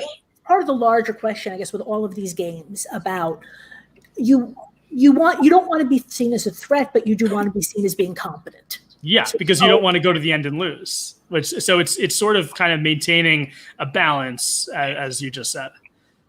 But often I think the people who are most successful in reality TV shows are those who get almost to the end and don't get to the end. Those are the people who end up with a career. People who end up among the finalists. I think I can't think of very many people from that group who have gone forward to do anything else. Yeah, I mean, there's a rich, and again, I know that you haven't seen a lot of Survivor, so I don't want to spoil anything, but there is a rich history in Survivor of contestants who were great players who have come in third place, fourth place. And the reason they go out at this point is that if they get to the end, everyone realizes, how did we let this person get this far in the game? And then they lose an immunity challenge. Everyone says, we can't beat this person, so they get rid of them. It doesn't mean that they weren't a great player. It just means that they were, 1 round short or 2 rounds short of getting to that point. But a lot of these players, if they had won the last immunity challenge, would have got to the end, and they would have probably swept the jury. So I do think that I think that is a very good point, where a lot of these players who are strategic, interesting, charismatic, get very far, but don't necessarily make it to the promised land. Yep, absolutely. So the bar is fake. The what? So the bar is fake. That's what I thought. But by the way, if we were to meet in a bar, mine is a double malt whiskey, so, or a single malt, a single malt with a double helping. No ice. No ice. I was about to ask, ice or no ice? No, please, no ice. We don't want to, I agree. Well, if it's a good whiskey, then the better. If you can find something which you can't pronounce, that's for me. Well, I mean, you could speak a bit of Welsh. So if you can pronounce words in Welsh, you can pronounce anything. What is your favorite drink, Karen? You wouldn't be a Budweiser person, would you? Me? Yes. I'm not really a big fan of beer. I mean, when I was younger, I really didn't drink it at all. Like in college, I was quite boring at parties because they tend to just have a keg of cheap beer, and I had very little interest in that. I hate beer, really. I find it's so sort of unattractive. It's got a nasty smell. It smells like vomit before you even drunk it. Yeah, many Americans are not big fans of Bud. I'm saying, so what do I have? Foul. If you have a beard, you tend to dribble. That's the other problem. Yeah, you get the beer mustache. I am a big fan of beer. I'm not a Budweiser or Bud Light person. I'm not a big fan of light beers. If I'm going to have a beer, I'd rather have a small brewery, either an IPA or a darker beer, or a pale ale. I am a big fan of actually going to breweries and seeing, going in the back and going on the tour and seeing their brew process and bringing cans back to my house. Yeah. See, I enjoy the same thing with wine. I'm a big fan of wine. A good bottle of wine. I like obscure wine, I must say. A really, really obscure wine. And I find it rather... I like homemade wine. Have you ever made wine? Homemade raki is wonderful. I remember being in a car with somebody who was drinking homemade raki. Unfortunately, he was driving. And we were on a cliff edge. And I thought we were going to go over. I really did. We could see clouds, and I thought we were going to be in them. But and at one point, when we had both his hands off the wheel of the car, we were moving, and he was drinking this homemade raki, from the bottle using both hands. I thought he's got to put his hands back on the steering wheel or we'll be dead. Yeah, I don't think I would have handled that particularly well. I don't think he did either, but there we are. He was obviously very experienced. I love margaritas. I love margaritas too. He turned back once or twice while we were on this cliff road to offer me the bottle. I thought, hands on the wheel and look, please look. I would have taken the bottle from him just so that he would stop drinking and put his hands on the wheel. Yeah. I didn't drink any. I'll be back. Yeah. I'd like to keep it. Just keep driving. Can we get to the mud? I'm so excited. Let's go back to the mud. What did you want to talk about with the mud? Apparently, there were two. Apparently, by the way, there were two mud volcanoes on the island. But we talked about that there was that one area of the island that everybody was trying to avoid. So apparently, the better mud volcano was there, but there was another one kind of right in the middle of the island. It couldn't have been dangerous at all, could it? I don't know what. I mean, why were you thinking it could be dangerous? Well, because it's a volcano. Volcanoes are dangerous, aren't they? Is it an active volcano? They didn't really make it clear in the episode. I'm assuming if it were dangerous, they wouldn't have done the challenge there. There was some activity in the sense that so there was methane. You couldn't really smell it or feel it, but they said that if you would strike a match, but if you struck a match, there would be a flash fire for a fraction of a second, and then it would burn off. Really? Yes. Tim's got his hand over his face. I'm horrified. I'm horrified. Yeah. For all you big Survivor fans, it's good that Butch Lockley didn't play in Borneo then. Tim, you won't get that one until you get to season 6. But was he igniting? He may have been responsible for his camp catching on fire. Oh my God! And was this a self-ignition? It was a bunch of firewood around the shelter where a fire was burning. Oh right, okay. I just thought this was sort of rugby type humor. Okay. No, this was a real thing that happened. Thank God for. Anyway, look, the whole of this mud thing. I found it almost impossible to watch without thinking of. And I have to tell you this because I have to share this as a thing with you because it's sort of one of the dark secrets of my life. I spent the entire mud bath thing thinking of the film by Tinto Brass, I think, called Caligula. Have you seen it? Am I talking only on my own here? It's a film called Caligula. It had Malcolm McDowell playing Caligula, and John Gielgud was offered the part of Tiberius and said, "Oh, well, I think it's all rather pornographic," and took the part of Nerva and died quite early on in the show. And the director was an Italian director called Bob Guccione. Mm-hmm. And he broke into the studio late at night and refilmed sort of insert sections with girls from a magazine called Penthouse. I was going to ask you if it's Bob Guccione, but it sounds like it is. Yeah, it was all rather naughty. Now the original script was written by your man called Gore Vidal, and apparently was rather good, if a little bit risque. And he was so embarrassed by the film when it eventually emerged that he demanded his name was taken off it. But originally it was Gore Vidal's Caligula. I think if you make a movie about Caligula, it's not going to be particularly safe for work. But it looked beautiful. I mean, it had wonderful sets. I mean, the man who made the sets was the man who did all the set design for Pasolini. So it had that sort of beauty about it all. And then I think he turns up and does the sets for Terry Gilliam's film Munchausen. So it had that sort of quality of. I mean, there was a wonderful scene where Caligula and his family were sitting in a circus, and the whole wall of the circus came forward, and it had these sort of shears on it, and they were chopping off people's heads, and they were buried in the sand in front of it. It was very exciting. You just have to be there. Not for long, obviously. But I just thought the whole of this thing has an element of sort of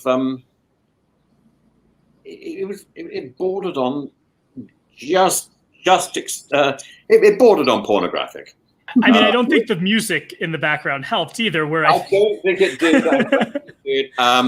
It's the weirdest music I wrote this down in my notes. The weirdest music I've ever heard on Survivor. I've never heard this played any time else. I don't remember this. I mean, I remember the challenge, but I don't remember this music being played in the middle of the episode when I was watching it, but I guess it was. And it really, I think I see where you're coming from, Tim. And when they were walking back afterwards along the beach, I just thought, I just don't want to look at them. There was the image was just a little bit too figure hugging in all cases, and I don't. Who devised this game? But people do this all the time. They pay to. People pay a lot of money to bathe in therapeutic mud baths, right? So it's just the only part of it that you have to kind of use your body to carry the mud. Is that what you're reacting to, or the whole mud bath? I think the whole thing. If you pay a lot of money to do that, that's fine, but you do it in private. And if you want to do it in public, you pay for one of those films. And I just found it embarrassing. People do it in public all the time, because certainly in Israel.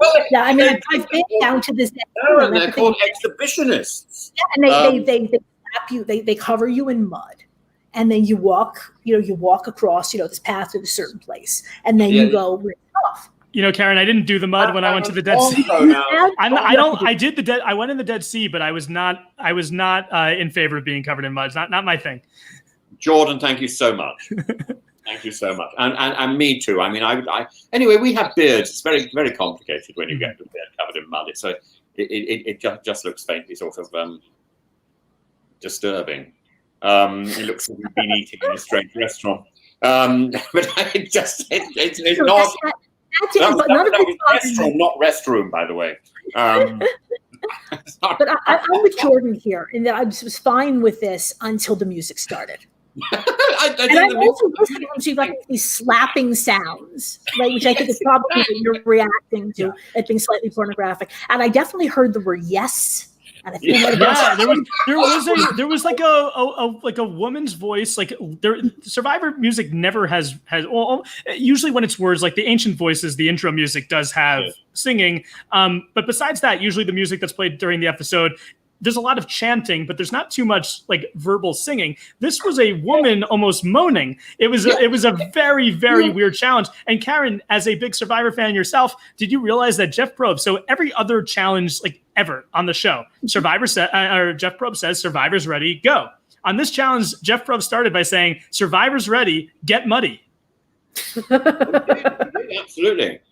Well, what I thought you were going to react to was the fact that, so after when Kelly won, she then goes and gives Probst. Now again, Tim doesn't really fully appreciate this, but modern Probst doesn't hug anybody, even if they're clean. It was actually a big deal in this most recent season that a bunch of people went. So what they did in that season, the family visit, everybody's family came, even if they had been voted out. And so after that happened, the next time they went to tribal council. So the people on the jury, as it was finished, they all ran and jumped on Probst and hugged him to thank him for allowing them to see their families. But like I said, it was kind of a big deal. The point is that the man is not a hugger.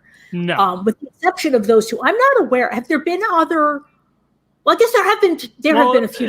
Dawson on Survivor Philippines did give him a kiss when she was voted out before she walked down the path. But yeah, there's not a lot of instances. I mean, there are instances where Jeff Probst did famously give Brandon Hance a back massage, and there have been instances where you've seen contestants like put their arm around Jeff, or he does it to them. But I can't imagine 2020 Jeff Probst letting a muddy Survivor contestant after a challenge hug him while he's wearing one of his famous collared shirts. Yeah. What had he done before Survivor? He did Rock and Roll Jeopardy. I don't know what else really. Yeah, you can see actually. At least I'm hoping it's still on YouTube. But there was his audition reel was up on YouTube for a long time, where you could see like what he was kind of marketing himself to be the host of Survivor or other things like that. Right? There's a whole come out of nowhere. Yeah. Really. And what did they show him? Have you seen this, Jordan? Have you seen this tape? It sounds familiar. I feel like if I did see it, it was a long time ago. I do remember seeing footage of him from before Survivor. I don't remember if it was his reel or if it was his audition, but it was definitely footage of him before he ever got the the Survivor hosting gig. And there's really not much that you would remember from it. It's just a very common kind of thing. And has he done anything else other than Survivor? I'm looking at his Wikipedia page right now. He did a talk show right around the middle of Survivor's run. Where was this? Around the late teens or so. They had the Jeff Probst talk show. Right. The Jeff Probst show that I think survived less than a season. So, it was not. People were worried. A season, you get cancelled. Yeah, so people were very worried when Jeff Probst started this. Am I frozen? Am I frozen? No, I'm not frozen. No. I thought I was. So Jeff Probst, a lot of people were very worried during this time when the Jeff Probst show came out, because it was sort of during a stretch of Survivor seasons that weren't very good. Jeff seemed a little bit less interested in Survivor than he used to be, and now he had this new show. So a lot of Survivor fans were concerned. Is Jeff Probst going to leave Survivor? And if he leaves, is the Survivor even continue? But then the Jeff Probst show got canceled. They had, they had a much better run after that. They improved a lot of the casting and they did a better job with the show. They just, I think, got lucky and got some better seasons, and the show's lived on since. And until this fall, when there's not going to be a season due to COVID, there's been a show every season. But yeah, the Jeff Probst show, I remember I did watch an episode. I'm trying to remember what Survivor he had on there. I think it may have been, he had a Survivor contestant. I don't remember if it was like Colby or Boston Rob. It was somebody, and I don't remember who it was, but I remember watching and I'm like, this isn't Jeff's thing. Like, this isn't a great show. It's not very interesting. And I'm not a big talk show person, but I just remember it feeling a little bit awkward. And like Jeff Probst, with all his various faults on Survivor, he does things that I think aren't necessarily always the best decisions, but he does seem in his element when he's hosting the show. And this was not the case when he was hosting his talk show. Right. Yeah. And at this point, he's so much the face of the franchise that occasionally the topic does come up, if Probst were to want to leave, who could they bring in as a replacement? And there have been these discussions, but I do feel at this point, especially even back then, it was hard to imagine the show without Probst. But especially now, I'm not saying that they wouldn't try, but it would just feel different. I mean, what do you think, Jordan? You watch international seasons of Survivor. Like I've seen a season of Australian Survivor. I've seen South African Survivor. And I do think I am actually a fan of both of those hosts, but it is weird seeing somebody else run the show. And I do think that Jeff's just been doing it longer and it seems more natural, but I do think the other guys do a good job.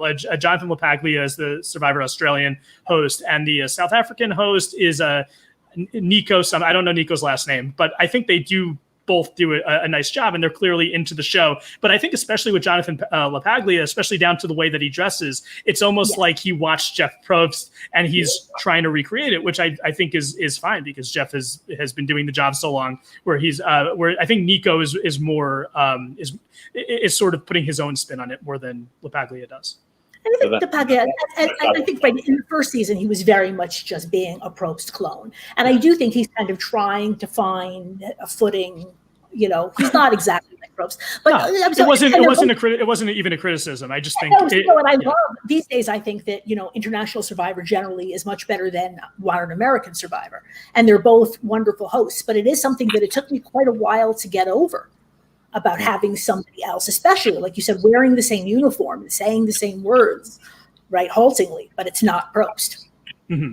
But I also have watched a lot of fan-made versions of Survivor, and Austin Trupp, who hosts Survivor Maryland, he does a great job, and my friend George, who hosts Survivor Brooklyn South, does a great job. So I have seen other people do the job, but seeing a different host in a professionally made TV product is kind of weird and jarring at first, but you get used to it. And again, they're both very invested in their job, and I think they do a good job hosting the show. And at this point, I think it was probably a good thing for Survivor that once Probst realized that, okay, I've got a great career here, but this, but expanding does not seem to be working out. He seems to have come down and kind of redoubled his commitment to the show, and that's why he's lasted for another 20 plus seasons. Again, I'm not saying that the show would end if Probst were to leave, but it would be a serious discussion, and I think they would have to be very careful about who they would bring in.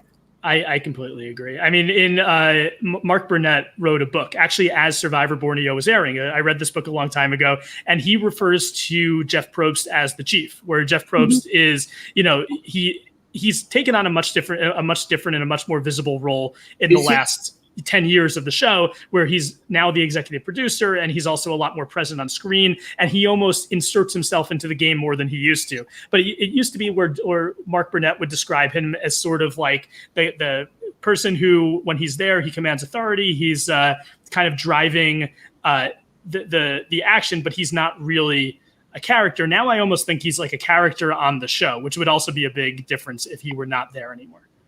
Mm-hmm. Right. And the Mark Burnett book is also one of the places that I got some of these details about this. I think that's where I learned about the bar. Yeah, I think that's where I learned about it as well. Burnett is actually kind of waxing rhapsodic about this, about the importance of bars. And he's talking about the bar, the cantina in Star Wars, and he's talking Top Gun and Casablanca. There's a few very florid paragraphs about, just one can see, what a bar can show you about, a situation or a culture or whatever. So I guess, that's why it was interesting to me that this was so very last minute, because it does seem that once he decided to do it, Mark, Burnett seems to have just kind of then doubled down on this idea of, we must have a Survivor bar. Mm-hmm. I don't believe everything that Mark Burnett writes in that book, but I do think that there's probably some truth in it, because there's no reason to make up that story, quite frankly. Okay, so Kelly gets her hug. She gets her beer. She's going to go back to the bar. We already talked about the bar. Anything else we want to discuss just about the bar? Or she does get to see the first 5 minutes of the episode. She gets to see the marooning. So that was fun. I don't see the point of that at all. I don't either. I mean, I guess it's like it's sort of the show promoting itself, I guess. It's fun. It's fun for I think for Kelly, it was fun for Kelly. I just, as a viewer of the show, if I'm watching this in real time, I had just seen this scene like 10 weeks ago, so or 11 weeks ago.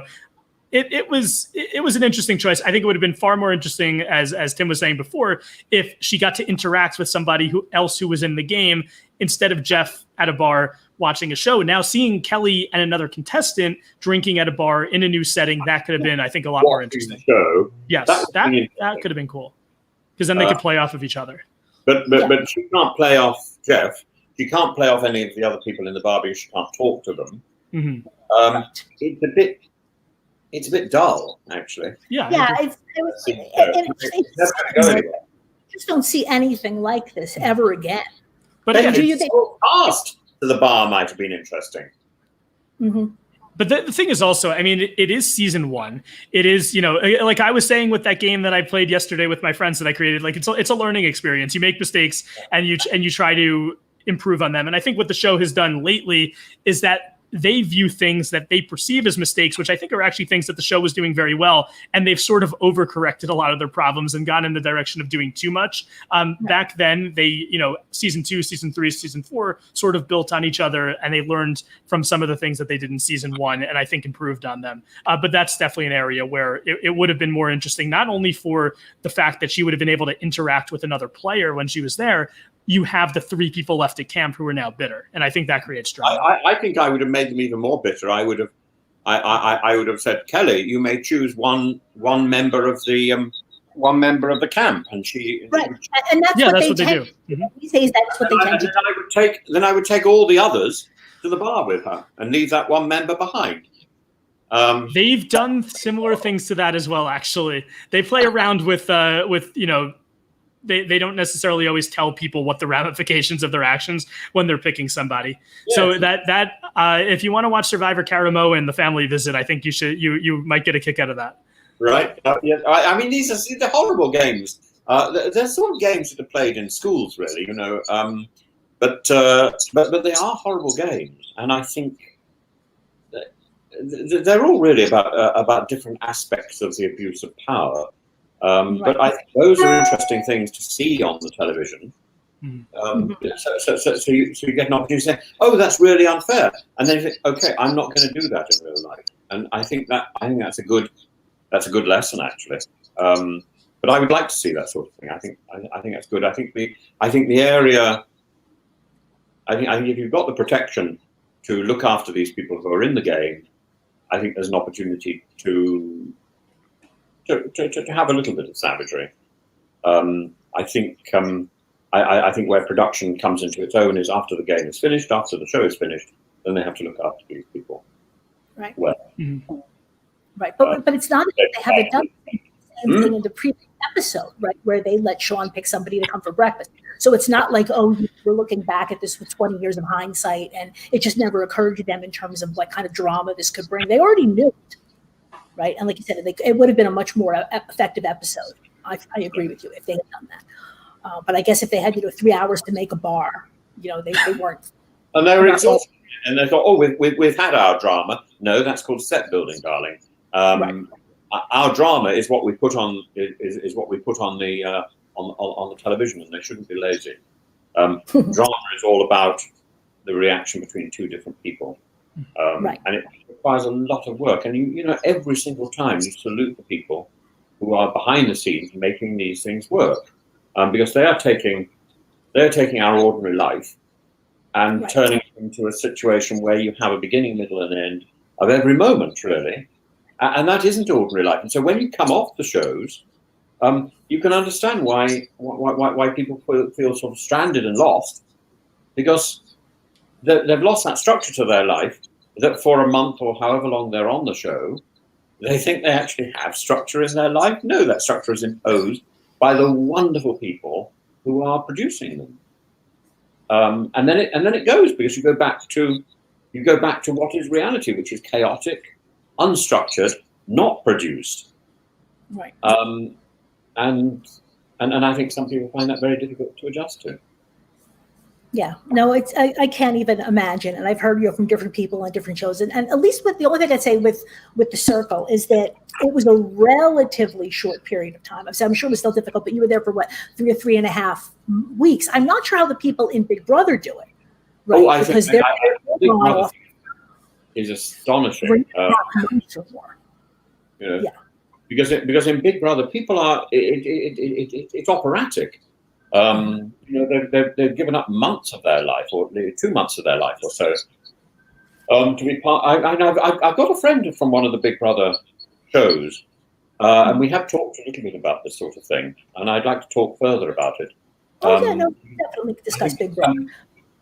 I think, and you're about to start looking at it in detail, and I think it's I think it's fascinating. My problem, really, from Big Brother point of view, is I haven't seen any of the shows, so I start at a disadvantage. I've seen some of the photographs of the stage sets, and I think, my God, all these bright colours. But that's designed to disorientate the.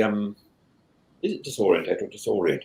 It's designed to disorient the contestants with these sort of bright. It's like doing World War One. What is it? Naval camouflage. I will say, Tim, that's actually one of the things that has turned me off to Big Brother is the aesthetic of the show. I love on Survivor, even though I care very little about the actual Survivor element, and I think the show has gotten away from really making that a big point.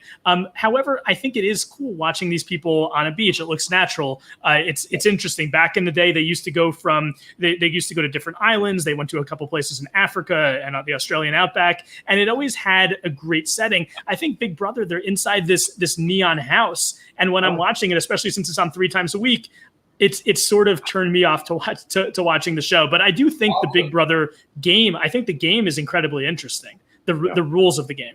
It's probably good that you haven't seen the house tour for this house, because I've seen the Twitter video. The trippiest one they've ever done, and it's not close. I would not want to be inside that. I would not be able to sleep in most of those bedrooms. Yeah, I must say, before I got into my apartment in the Circle, it did go through my mind, what are they going to invent for me? Am I going to walk in and find myself in a library? I walked in and I found myself in a sort of perversion of a shopping mall, and with a slightly muted version of the Big Brother design ethos. And they'd said to me, oh, you can take in some of your own pictures. Right. And so I took 2 or 3 of the pictures off the walls here, and I took them in, but they never let me put them up. And there was always a debate about people have put things up, and I really do appreciate that.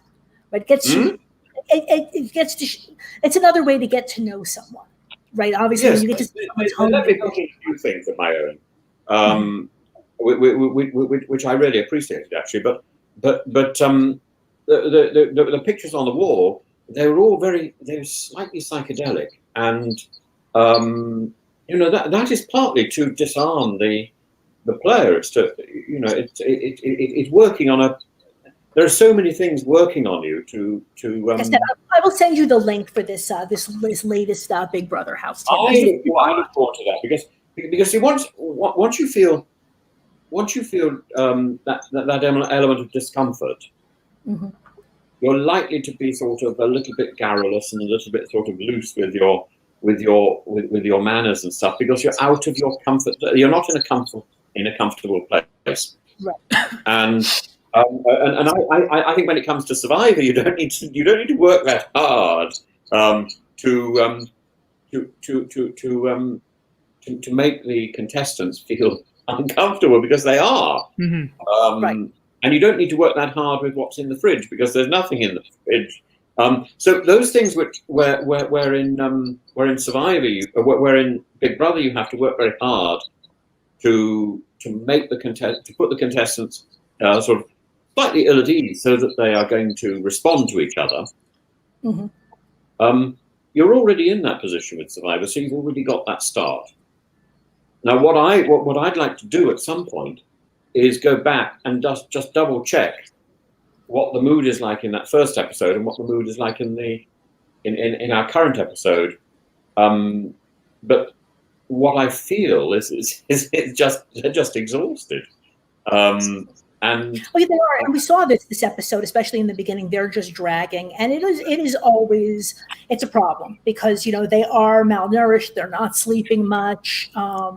They get on each other's nerves. But that is the one thing with the whole mud volcano thing, is that it does seem to be they want to give them alcohol.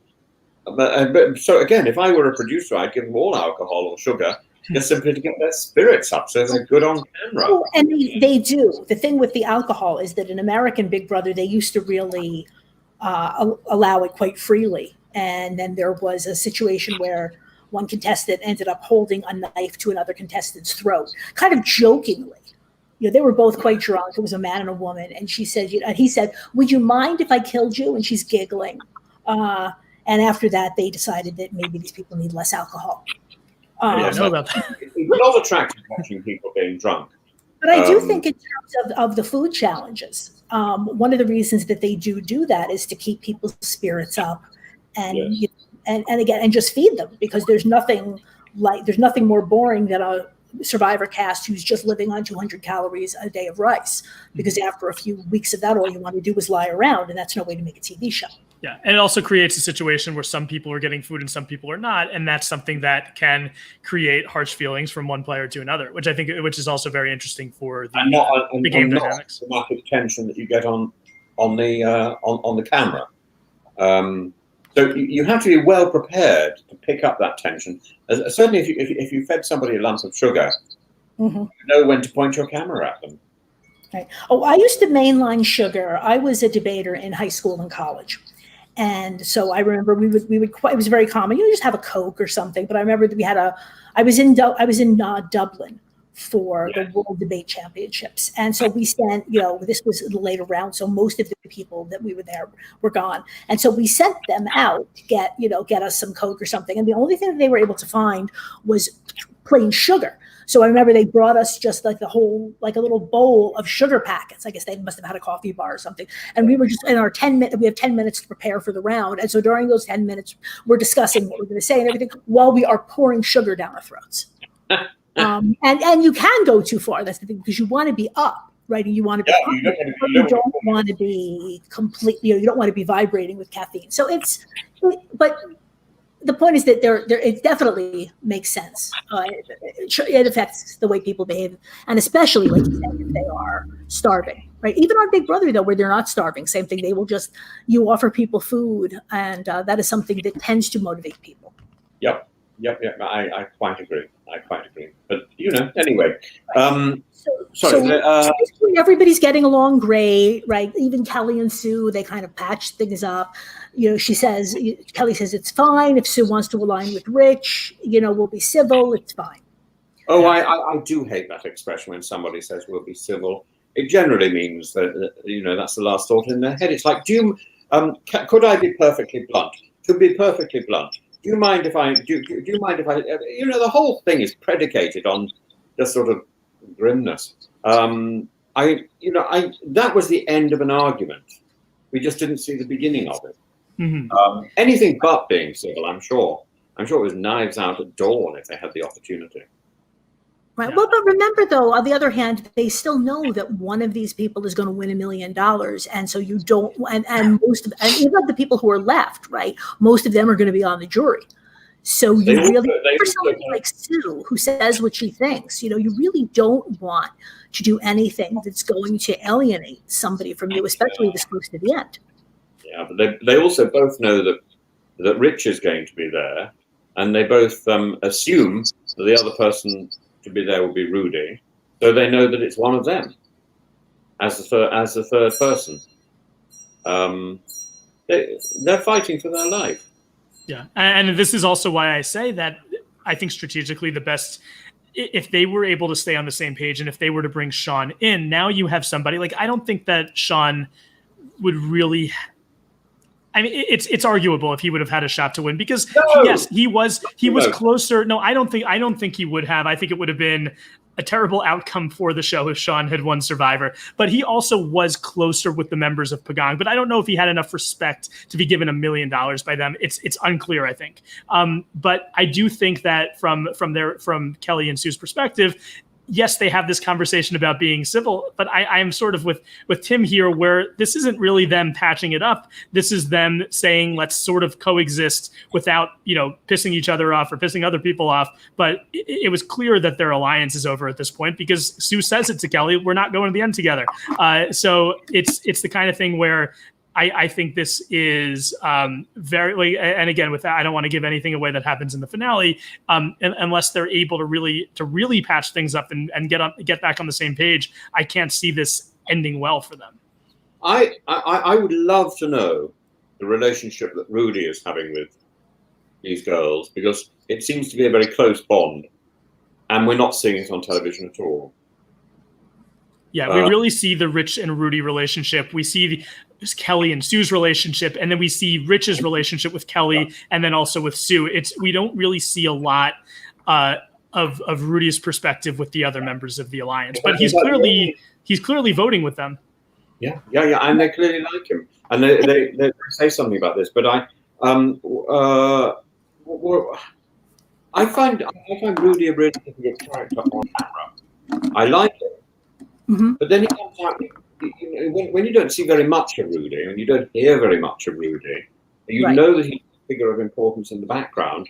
And the only stuff the producers want to show is him saying, my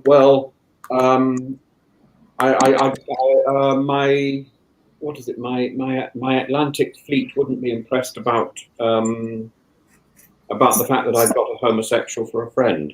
I mean, he doesn't even get the word right. It's not homosexual, it's homosexual. It's a Greek word, not a Latin word. English. It's one of these bastard words, a mixture of Latin and Greek. Yeah. Greek beginning, Latin end. Dreadful word, really. Yeah, and this is something where obviously Rudy was one of the most popular characters on the show. Was it? Yeah. Rudy was extremely popular, and I think that's part of the reason for that is that this was, in the year 2000, not the year 2020, where so let's say you have Rudy on the show and you want him to be one of your heroes that people are rooting for, you're not even going to air that. And if you do air that, nobody's going to like Rudy. But I think back in the year 2000, unfortunately, that was something that you can say on TV and get away with, where you're still going to be one of the most popular contestants. But I think also the other thing that Rudy was talking about, and Rudy spent a lot of time on his time on Survivor talking about his friends at home and how he makes a deal with somebody, that he holds true to that deal, and if not his friends, he like vaguely says that his friends are going to go after them. He does this when he's on Survivor All Stars as well, and I think that is more like, I don't think he's really threatening anybody. I think that's more the endearing side of Rudy. And I will say, like, I'm a big fan of a lot of what Rudy Bosch does, but obviously the comments at Tribal Council in this episode were, it's part of a pattern of things that he said about Rich, where clearly they are friends, they have a working relationship, and I think he can't get over his own prejudice, where even though he likes Rich as a person, he still can't get over the fact that he's gay. Yeah. Did that friendship continue after the show, by the way? Oh yeah, as far as I know. From what I don't know if they're like, Rich unfortunately passed away. I'm sorry, Rudy, not Rich. Rudy passed away. I'm sorry. But I know that they were on another season together. They're on Survivor All Stars. Together. They weren't on the same. They weren't on the same tribe, but they were on the cast together, and they did promotional stuff together. Where a lot of these people from Survivor Borneo became instant celebrities, and they traveled around. And I've never heard of any like. I'm pretty sure from everything I've heard that they were at least pretty friendly after Survivor aired. And I'm sure he was closer with Rich than he was with some of the other people who he didn't have as much of a working relationship with on the show. Exactly. So before we get to the Tribal Council, I really don't understand. Karen, you've been saying all this time that Rich is a sort of villain. People think Rich is a villain. I still haven't seen it. I don't. I'm going to have a huge revelation in the next 2-hour marathon. Again, I think for the year 2000 on a reality TV show, and like competition reality show had really barely just started. I think for those times, Rich was sort of a villainous character, and it's when the whole thought of an alliance is villainous, which is crazy to think of now, because everyone who goes on a competition reality show where you're voting people off, you make alliances, and it's not thought of villainous because it's how you're playing a strategic game where it's not real life, it's a game. You're trying to get farther in the game. But I think people didn't have that mentality back then because they hadn't seen it. And then also Rich talking about how he wants to use the argument between Kelly and Sue to his advantage. I think that's fantastic strategy. I think that's what you should do on a show like this. But back in the year 2000 when Survivor was new, it was thought of as a villainous act. Which was it after Gretchen went home that there was a whole discussion about they're lying on national television, right? And they weren't wrong. I would say that if you had asked people, had Mr. Trump not appeared on television by that stage? No, The Apprentice was I believe 2004. I think was the first, maybe 5 was the first year of The Apprentice. And of course, there wasn't a whiff of him becoming president by that stage.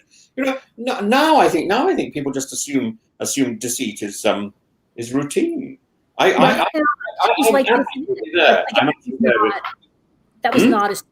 That was not assumed at all, and it was, and that quote that I started the show with, it really is true. That I would say, like I said, it's 80-20 split, and I think I got this from Mario in terms of if you asked a random sample of Survivor viewers in 2020 which tribe you were voting for, it was at least 80% Pagong.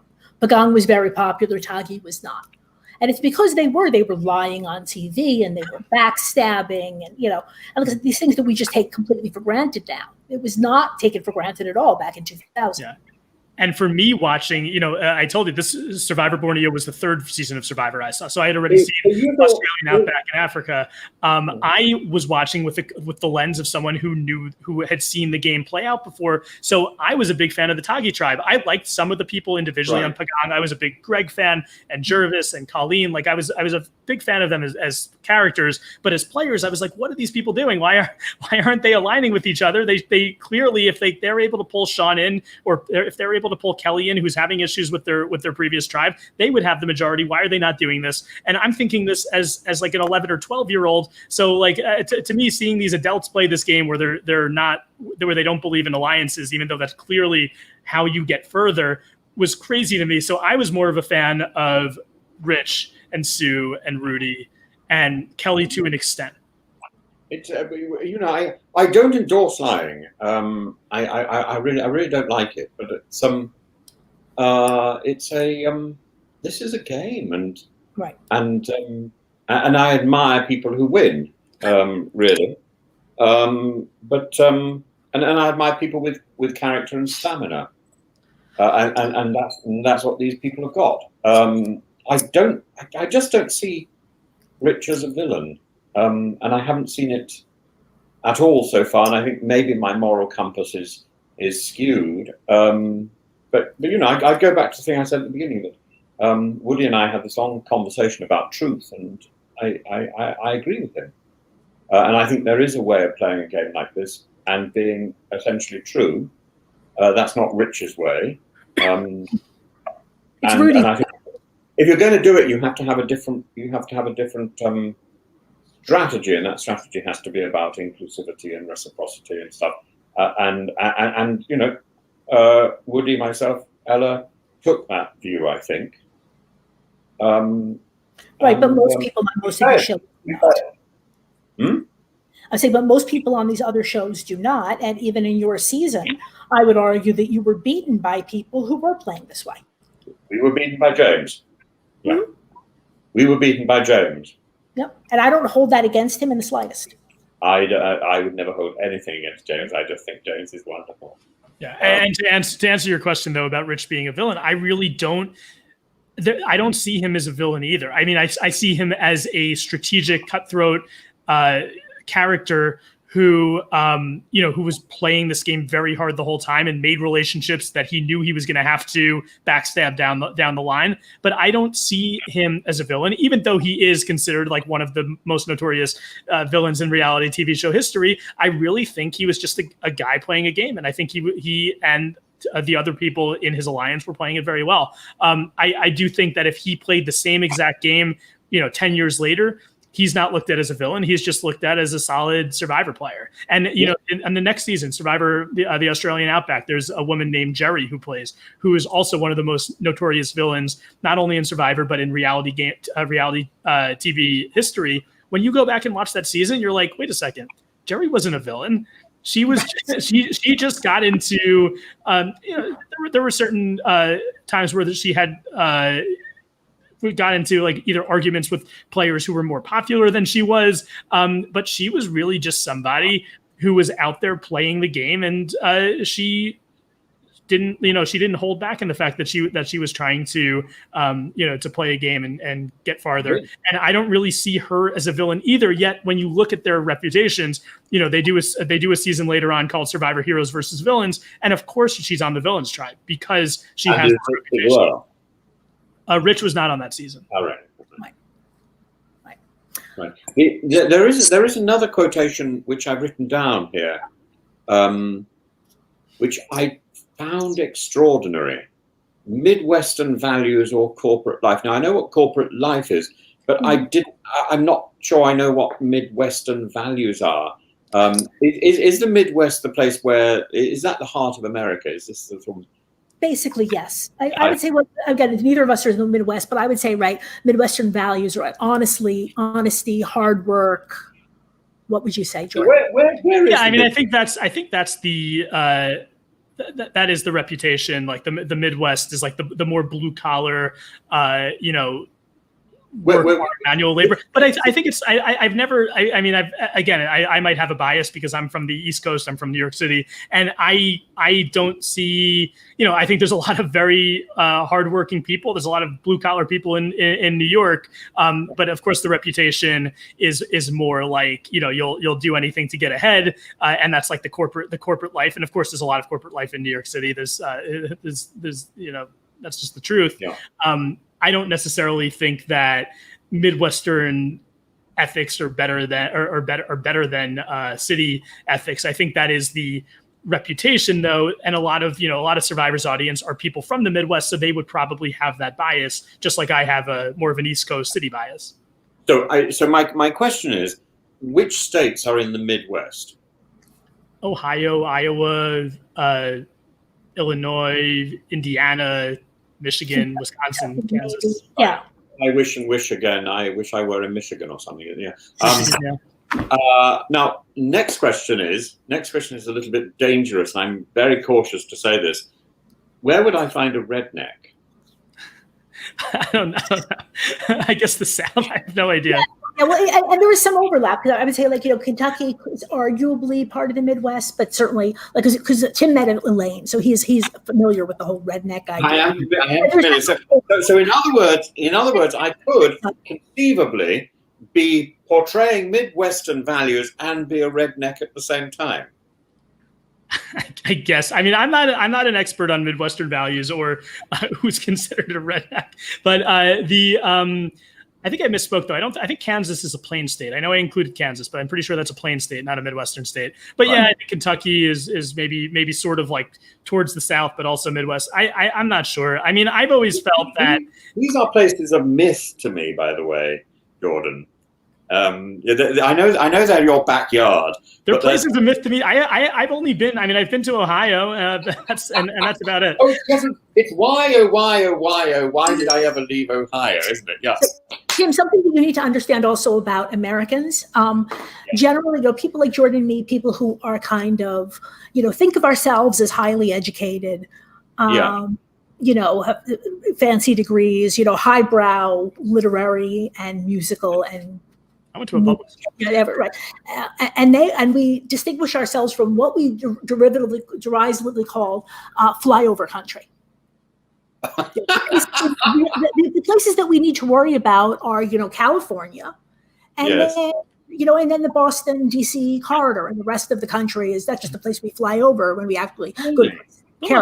Chicago's the Midwest, and that's a big city with a lot of corporations. So, but I guess it's the mentality. I think it's more the mentality. But again, you find different people everywhere. There's people there's people who I guess wouldn't be considered hardworking in the Midwest, and there's people that are very hardworking here. So it's just I'm just talking about the stereotype. Yeah, exactly. I think that's what it is. But to have Midwestern values is to be hardworking, isn't it? I think they would say. I think that would be considered a Midwestern. Hardworking and probably milking a cow. Is that what we're talking about, or is it farming? I've never milked a cow. Oh, wonderful sensation! You must put it on your list of things that you're going to do when you come over and visit. Come over. I don't have a cow in the backyard, but I'm sure I can find one somewhere. You can milk a cat. I can milk it. You can't milk a cat. You can barely milk anything with nipples. Yeah. That's from a movie. I didn't invent cat's teeth except for the big sort of incisors. But they can bite. Can you milk a cat? Yes, I think you could. It's a mammal. You could milk a duck-billed platypus, I think, if you wanted to. You just turn it over. I had great difficulty milking goats. Have you ever seen the movie Meet the Parents? Yes, I have, but no, I can't remember. Discussed this, Ben Stiller. They have this. This is a discussion that they have in that. I think you should check out that movie and see if you can milk a cat, because they discuss it very in depth in that movie. Oh no, really? I wouldn't want to milk my cats. I really I'd want to milk anything. My cat won't even allow me to touch her. But milking a cow is a sort of. Is a reciprocal experience. The cow enjoys being milked. You enjoy milking. You lean on one another, and then the cow relaxes, which creates quite a lot of activity at the back end. It's just a lovely bucolic moment with appropriate bucolic smells. But it is. It is a lovely moment. Yeah, it's a lovely moment. I recommend it, Jordan. If you haven't done it. This should be on your bucket list, literally. Things to be doing. Okay, so is there anything we want to discuss from this there's a second really trippy challenge in this episode, right? This is what they call the Survivor Witch Project. Oh, yeah. Now, I have actually never seen the Blair Witch Project. Have either of you ever seen it? I'm not a horror movie person. I don't, but I do know that it's the reference to the Blair Witch Project movie. Right. This is a crazy challenge. It really is. It's so weird. They give them these camcorders, which are like the size of a briefcase, and they have to run around in the woods and answer these questions based on the story that Jeff Probst told. And there's this whole mythos created where all the people who got voted out, their torches went out at tribal council. The best, I think, one of my favorite moments, not just in Borneo, in the history of Survivor, is Rudy in this challenge, who clearly did not listen to the story, or at least didn't remember the story, and just for every question said, "I don't know," into the camera. about questions to a story he had heard like 5 minutes earlier. Yeah, I'm with him. I was bored out of my mind by that. So bored. No notes. To what extent was this completely created by Survivor? I'm sure some of it was, and how much of it is from kind of the local lore, which definitely does seem to be a part of it. But I did go back when they talked. They talked about the torches going out. I had to go back because, again, this is not the year 2000, and I can easily go on All Access and rewatch these episodes. And so I went from Gretchen's vote out all the way through. And at least what we saw, the torches were not going out before they were snuffed. Now, what could have happened is that the torches were going out, and so they decided, we have to redo it, right? And that's what we see. Again, wouldn't be so surprising, wouldn't upset me. But then this whole thing about going back and saying, and by the way, from every tribal council since the merge, right? The survivor gods have extinguished the torch right before I could do it. Yeah, I don't know if this, look, I have a feeling, you see the torches that they use much bigger, sturdier torches now. I bet a lot of the torches probably went out of tribal, especially if it was raining or windy, because they're not very good torches. So I wouldn't be shocked if the person who got voted out at every tribal council, their torch went out at some point, but I don't think that they were the only one. But that wouldn't serve the story, so there's no reason to talk about that. Right. Right. Yes, the whole thing was very weird, like you said, and they're running around with the cameras. Okay, whatever. It is what it is. Kelly wins again. Mm-hmm. And also, I don't think they had to get changed into proper clothes for that. What do you mean? Well, they're wearing proper clothes. They weren't wearing their survivor rags. They were wearing proper clothes, weren't they? Well, they gave them bags. They gave, I guess, bags to carry the masks in, because then you have this 500-pound video camera plus all the masks that you have to bring to Jeff when you answer the question. So they had, I think it was the clothes that they normally wore. Maybe they had changed it. They had all gotten muddy, so maybe they were, I don't know exactly. I don't remember if they were wearing something different than they normally were, but I think they were. Maybe they had washed all their clothes and they just looked, because they had done the muddy challenge. So I don't know. But I think that I don't think it was a boring TV moment because of how funny Rudy was in particular. Right. But I do think that Rudy was bored out of his mind during Jeff's story. And he probably figured, even though he should have been voted out there, I think he probably figured, these, I made a promise to these people. They made a promise to me. I'm fine. I don't even need to win this. No. I'm afraid, Jordan, I completely disagree with you. I think it was the most boring moment in Survivor that I have seen so far. If Survivor was a chain of sequences like that, I would have switched off long ago. Oh, look, the challenges aren't my favorite part of the show in general. I just think purely Rudy. I'm not talking about anyone else, just Rudy. And this is a legendary moment, by the way, where Survivor fans talk about it to this day. People love the Rudy, I don't know. And it happens 3 times. And I think it's because the rest of the challenge is so dumb that the fact that he's sort of like apathetic to it, I think people watching relate to Rudy in that moment. Yeah, right. He's not even trying. He must have heard bits and pieces of this, but his immediate reaction to everything is, I don't know. Yeah. But I would have added, I don't care. But again, that's what people love about Rudy. Rudy is not able, or I would argue willing, to fake interest in something that he has no actual interest in. No, Rudy is always Rudy. Sue is always Sue. Rich is able to sort of be a chameleon depending on who he's talking to. Right. Yeah, well, I'm afraid I'm with Rudy on this case. I really can't fake this one. I was bored out of my mind to such an extent that I've actually erase the experience of those 5 minutes from my mind. Right. And I'm amazed I've even done that, because normally when I'm bored, I sort of, maybe I went to sleep. Did you drift off in the middle? You wouldn't have missed much. Snoozer, I'm afraid. Gosh. The other day I finally saw Frozen 2. I'd been to the cinema to see it, and I must have slept throughout the entire film. And I was then so impressed by it, I watched Frozen 1, and that was a revelation to me as well. I've never seen Frozen 2. It's worth watching. It's wonderful. In fact, I'm watching so many films during lockdown, generally while I'm working. I find time for me to watch a film is early in the morning, when the cinemas, unfortunately, tend not to open. So cinemas have got it wrong for me. Maybe when you get past a certain age, really what you should be doing is going to morning cinema. Right. Well, certainly people go to dinner. I've got family members who will go to dinner at 4 p.m. That sounds fun. If you're doing that's lunch to me still. If it's 4 a.m. and I'm eating, it's lunch. Jordan, you get to a certain age, you pile food down your throat, and the next moment you're snoozing on the sofa, and it doesn't matter. It doesn't matter in sort of where you are, really. If you go to the cinema, you have some popcorn, you're away. And it doesn't seem to matter how wonderful the film may be. And by the way, like that on the circle for me, frankly.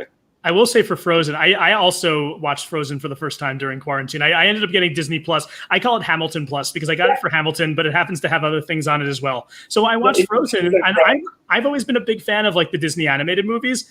I was not impressed by Frozen. I think I think a couple of the songs, like Let It Go, I think is a very good song. I see why it's so popular, but I didn't like the characters so much. I didn't love the plot. I mean, a lot of times Disney movies, you're not really watching for the plot. You're watching because the characters are endearing and the music's good. But I was not a fan of Frozen. I saw The Princess and the Frog also, which I thought was great. I like The Princess and the Frog. Yeah. Wonderful. But I'm afraid, we're going to have to have a much longer conversation about this. You're making a distinction between 2D animation, which is always wonderful, and the 3D stuff, which looks as if you're watching Barbie on speed. True. And it's dull. I had more fun with dolls when I was sort of 4 or 5. I had a wonderful doll of Mary Poppins, which I could sort of put on a wire, and I could make her fly out of the window. My father shot her a few times, actually. I don't think he was shooting the doll. I think he was literally shooting Mary Poppins as she was. Oh, there she is! Bang! And then I cried. And then he still managed to do it a second time. I don't know how he managed to do it a second time, but I do remember my father got out his sort of his Purdy or something and shot her twice. Bang! It's quite violent, really, isn't it? Oh, you're shocked. I'm so sorry. Please don't be shocked. My father was a strange man. you see a flying woman in a Jordan costume. I'm pretty hard to shock. Oh, good. I'm so relieved. I'm so relieved. But Jordan is looking as if he's gonna fall out of the window now. And no, I'm loving the tangents. Oh my god! My mouth is open. I'm just looking at. We've covered a lot of topics here on this. I'm so sorry. They would only hear people talk about the episode. They would have left a long time ago. This is kind of Tim. That's the thing with Tim's brain that's so amazing is that everything reminds him of something else. Mm-hmm. Which I love. I mean, normally I go on a Survivor podcast, and like when the Survivor season airs, I'm on a Survivor podcast every week, and we talk. I mean, we get silly, like that we do a quiz and we talk about Survivor social media, and a lot of silly things come up, but they're usually Survivor centric. I like this. Like I'm not used to talking about other topics besides Survivor, so this is kind of a nice experience for me. I'm in 30 minutes, I'm going to be on my Puya Zamfikili, who's another RHAP podcaster. I'm going to be on his stream, and we're going to be talking about bagels. Oh my God, I love bagels. Yeah, we're going to be ranking types of bagels on Puya's stream. But I think the best bagel ever. Sorry, what was that? Bagel is a warm bagel with strong cheddar cheese inside. Wonderful. I remember when I was teaching in London in a place called Stamford Hill, I used to drop off for a warm bagel with cheddar cheese, and it was just blissful. Oh yeah, this will be interesting because we've got a New Yorker on one hand, and then a guy who's originally from, I think, Iran, right? Via Canada. He was a bagel baker for a while, right? Really? He did. Yeah. I think he did work at a bagel place. It was either a bagel place or a bakery. That does sound familiar. But I remember that this little bakery that I used to go to, it sold 2 types of bagel. It sold bagel, which was essentially bread, and bagel, which could qualify not being bread, so you didn't have to do these long blessings. Right. And the bagel, which was not quite bread, was slightly sweet and wonderful. So this is right in observant Judaism, right? That there's in order to eat bread, there is a long blessing that one afterward. But the definition of bread includes the fact that the majority of the liquid has to be water. So if you bake rolls with something with fruit juice rather than water, then it is no longer in the legal category of bread. And it is just heavenly. God was having a very good day on that day, I think. I mean, if a baguette made with water is good, then if you think of replaced by apple juice, it's got to be even better, right? I don't want to change bagels. So I think we're doing fine with water. But if you go to Montreal, they make it with honey, and that's very good too. I promise you that these particularly these specialty bagels in Stamford Hill were to die for. Yeah, I might have a bagel for lunch. I had a bagel this morning. I might have another one later. Yeah. I think I might have some in the freezer because the bagel shop here closes at 3. Okay, so here with my partner we have a sort of Turkish bagel, which is slightly different, but it does the same job. It does the same job, and I remember munching them outside Hagia Sophia. Now, when you're talking about a Turkish bagel, is that something that's more like what we think America, like a hard pretzel, that they're much thinner? It's like a hard pretzel, much thinner. In Israel, they also have those. That's what they call it. I'm in trouble for having forgotten the name. No, they're quite yummy, but it's just not what Americans think of as a bagel. No. Bagels are slightly different. But I know in America you like bagels, lots of things dripping out of them, don't you? Yeah. And just in general in America, right? If a little bit of food is good, more food is better. That's the whole American ethos. I'm longing to come over again. I've only ever been over to the States once, and I love it. Oh, you absolutely have to come. And it was winter. There was snow everywhere. I was in New York. And I started off in a really quite posh hotel, and could pop down and watch Julie Andrews. And then I went to a really seedy area where I actually saw cockroaches. The first time in my life I saw cockroaches. And I saw cockroaches in a little flat in Athens, which was the cat loved them. Yeah, as playmates or as food? Food, and I would leave them on my pillow in a line, sort of diced and ready for my breakfast. On my pillow, it was like a sort of it was like a sort of Vincent Price movie. I'm sure there's a Vincent Price movie or something like that where someone wakes up and his head is being chopped off or something. It was exactly like that. Or he doesn't wake up actually. Well, as a cat owner, right? They bring you their trophies, but I have never seen somebody bring their owner a cockroach. Yeah, no, but, 10 of them. Again, all beautifully arranged. My cat then was clearly a mathematician. Trying to send you a coded message. I think so, actually, yes. Let's get out of here. How do we escape? Which is probably a good question right about now, 2.5 hours into this podcast. Sorry. So tribal council. Tribal council. Largely, Kelly says she would be gone if she hadn't won immunity, which I think there's at least a strong argument for. What else? Rich. Oh, so this is interesting. So Probst asks Rich, how does America view you? And what Rich says is, I had a plan from the beginning. I worked hard toward that goal as ethically as I could. Yes, I thought that was a fascinating line. As ethically good answer. What do you think, Jordan? I thought it was a great answer too. I mean, he didn't claim, and a lot of times players on Survivor, they juries hate when they say, oh, I played with honor and integrity and I played this straight up game if it's not true. Some people could get away with that because some people do play a straight up honest game and they get to the end and a lot of the times they win. That's not what Rich did, but Rich owns up to the fact that he played as ethically as he could. I think that's the key phrase. And I think that's something that could potentially earn respect. I think it's a great line. Yeah. And it's one I would like to use. It made me like him more. And I've written it down, by the way.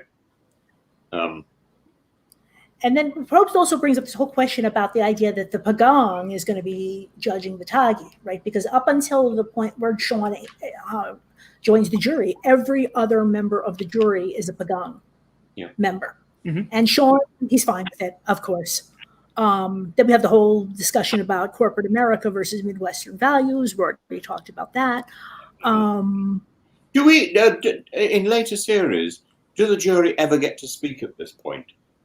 Not at this point. Not at this point. Not at this point. You'll see this in the finale, in the last episode of the season. The jury does have an opportunity to ask questions of the players, and so you'll see. And they don't interact with the players at all. They're not allowed to talk to the players at this stage. Nope.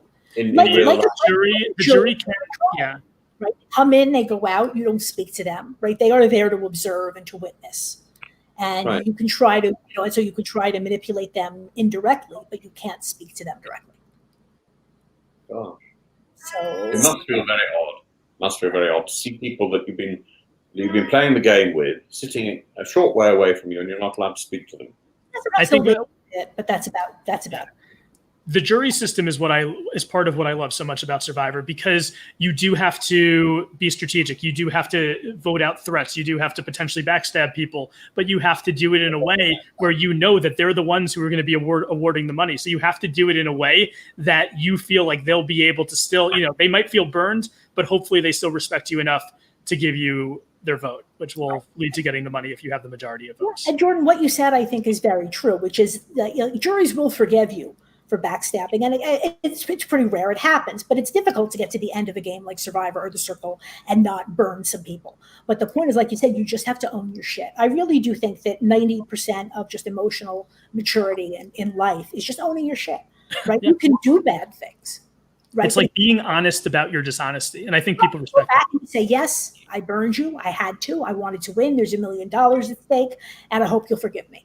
And that tends to work remarkably well. Some people talk about bitter juries. And I guess the definition of a bitter jury is one where people are not able to do that. But by and large, I don't think there are not that many people in Survivor history who you can really look at and just say honestly that, they just voted because they hated the other person more. I mean, it happens.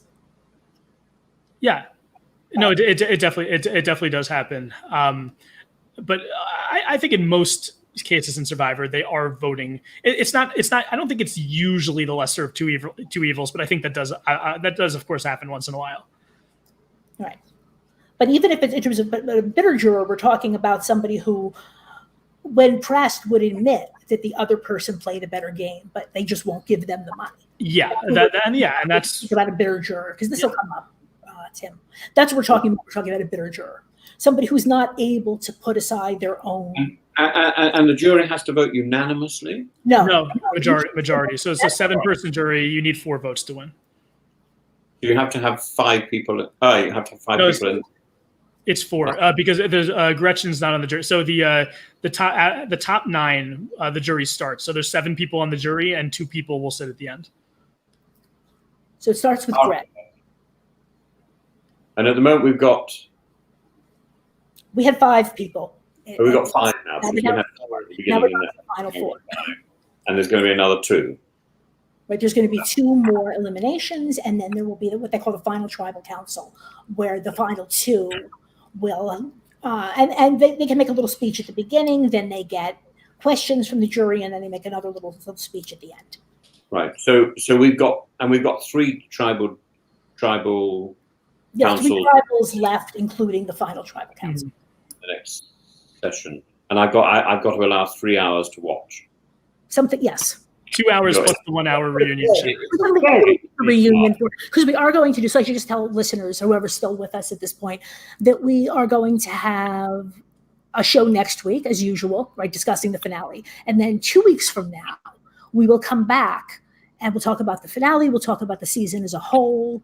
That's what we're going to call our feedback show. So if you have any questions or anything you'd like us to discuss, I will talk about this more next week. But there will be 2 more shows about this season, right. And so we're going to be finishing, the TV episodes next week.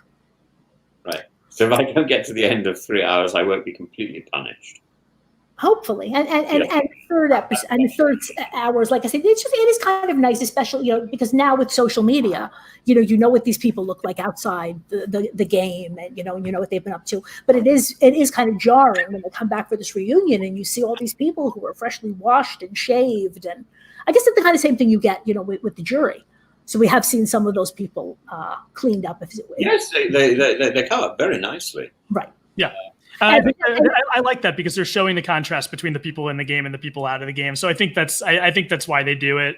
And you also, you're used to seeing this person all, dirty and sweaty, and they've been living on an island, and now they come in and they look like they did at the beginning of the game. So it's sort of like it's always a shocking moment when you see what is this person going to look like now that they're. How long is this show after? It's only about what, 20 years after the Blue Lagoon or something? Wasn't it the Blue Lagoon? The Blue Lagoon was definitely 80s. It was 80s, wasn't it? Yes. Yeah. And then there's Castaway. Castaway was that was 2000, right? I think that was the same year Survivor came out, right? Is that the Oliver Reed one, or is that the one with Tim the Bald? That's with Wilson the Bald.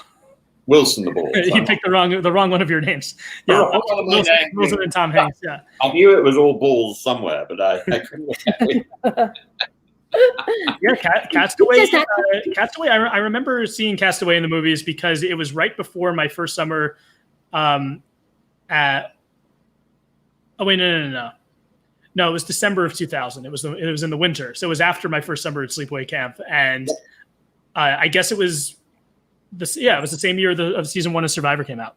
Yeah, I think I was. I think that summer I was. It was early winter. It was late autumn, early autumn, and I saw it in an inside cinema in Greece. And it would have been in my first or second year when I was back in Greece. So yeah, 2000. Sometime round about an earthquake, I think. I think there was an earthquake round about then. So, in Greece and in Turkey. And I was sort of caught up in that. Anything else that we should discuss about this episode? Sean gets voted out here, so it turns out that the alliance. I called it earlier the alliance of 4.5 because it was really the core 4 plus Sean. Right. They do end up going after Sean, who is really the only outsider left, and I think it sets up an interesting final 4 going into the finale where you have Rich and Rudy who've been a tight 2 the whole time. You have Sue and Kelly who are sort of a fractured 2. So it's gonna be interesting. Like, are the 2 guys potentially going to turn on each other? Are Kelly and Sue going to be able to work together going forward? Or is it really going to be the 2 guys who have to pull in either Sue or either Kelly to get to the final 3? So I think also it sets up an interesting dynamic, and it's, again, the first season ever of the show. So it's not like these people have ever seen a final 4 before. I think the game dynamics are very interesting for only 4 people.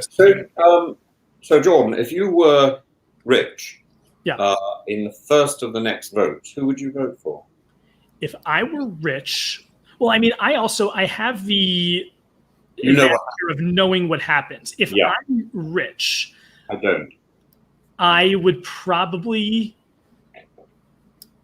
potentially want Kelly out here because she's shown the ability to win challenges. Like, if you're trying to get Kelly out, the other 3 people there, Rich, Sue, and Rudy, haven't really shown the ability to win challenges on a consistent basis. So even if you think that Rudy is a bigger threat to beat you at the end, you might want Kelly out first, because if Kelly wins that final 3 immunity challenge, there's an immunity at 4 and there's an immunity at 3. So if you think that Kelly's going to continue her streak, it leaves you vulnerable to get voted out if you don't have immunity. But if you get Kelly out next, then the final 3 immunity is potentially a crapshoot, and then whoever wins that is automatically going to go to the end. So I think if I'm Rich here, again, I don't want to give up too much. I don't want to tell you what happens or who wins immunity. I might be thinking to myself, Kelly's going to be tough to beat at challenges. She also has more friends that were on the Pagang tribe.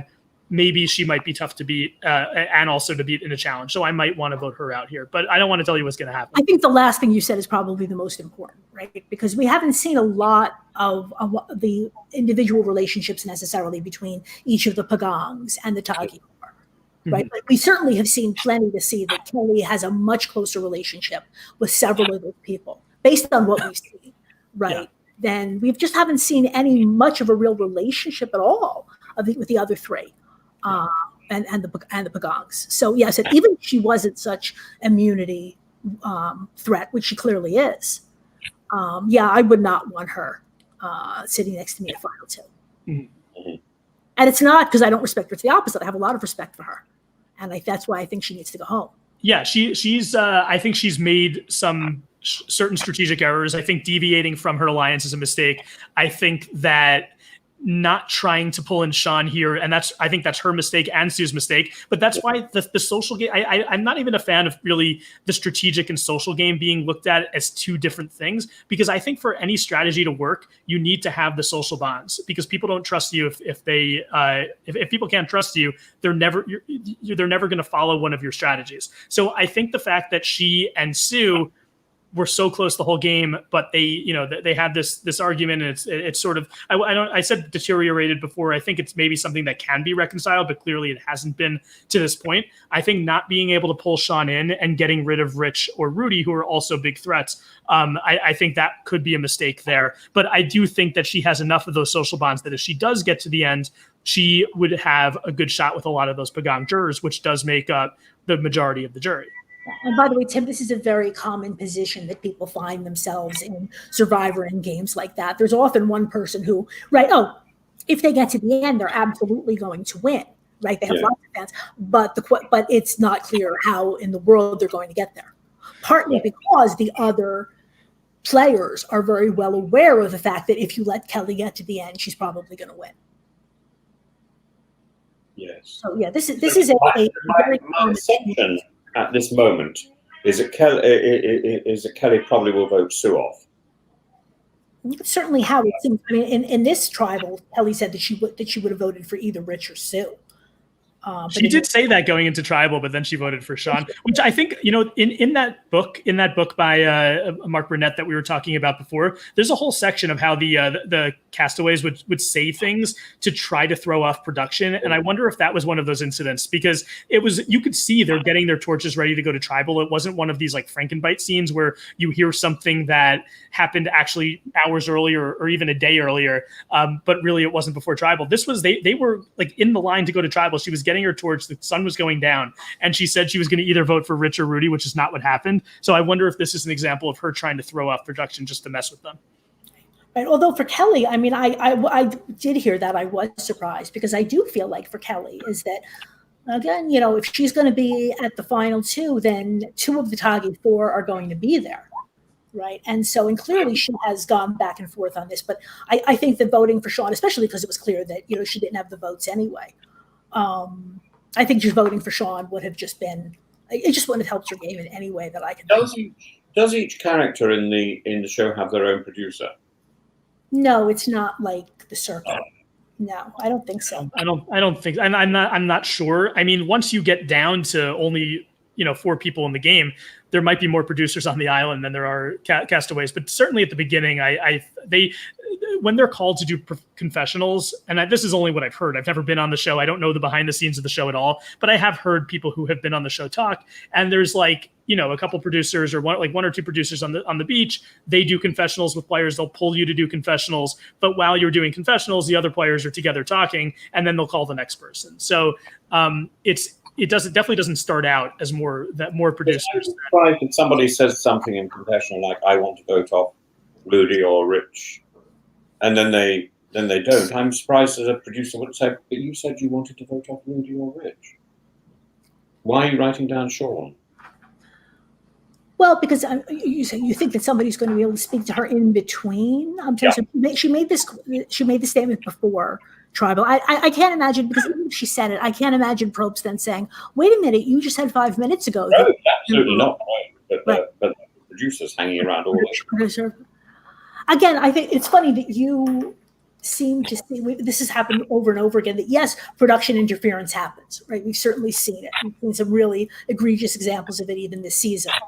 But you tend to see it everywhere. Anything that happens on any of these shows, I think Tim just kind of assumes that the producers are pulling the strings. And I feel like it does happen, but I don't feel like it happens on a daily basis. I feel like,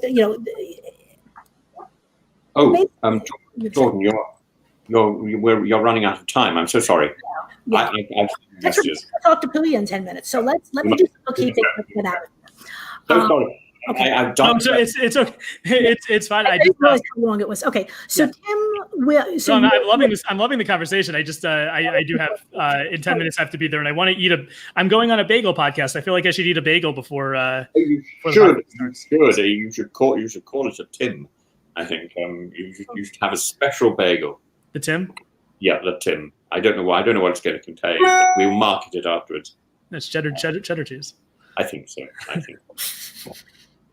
Okay, so Tim, again, in the name of saving some time, so Tim's social media on Facebook, Twitter, and Instagram. If you just type into the search bar in those Professor Tim Wilson, it will pop up. They're slightly different in each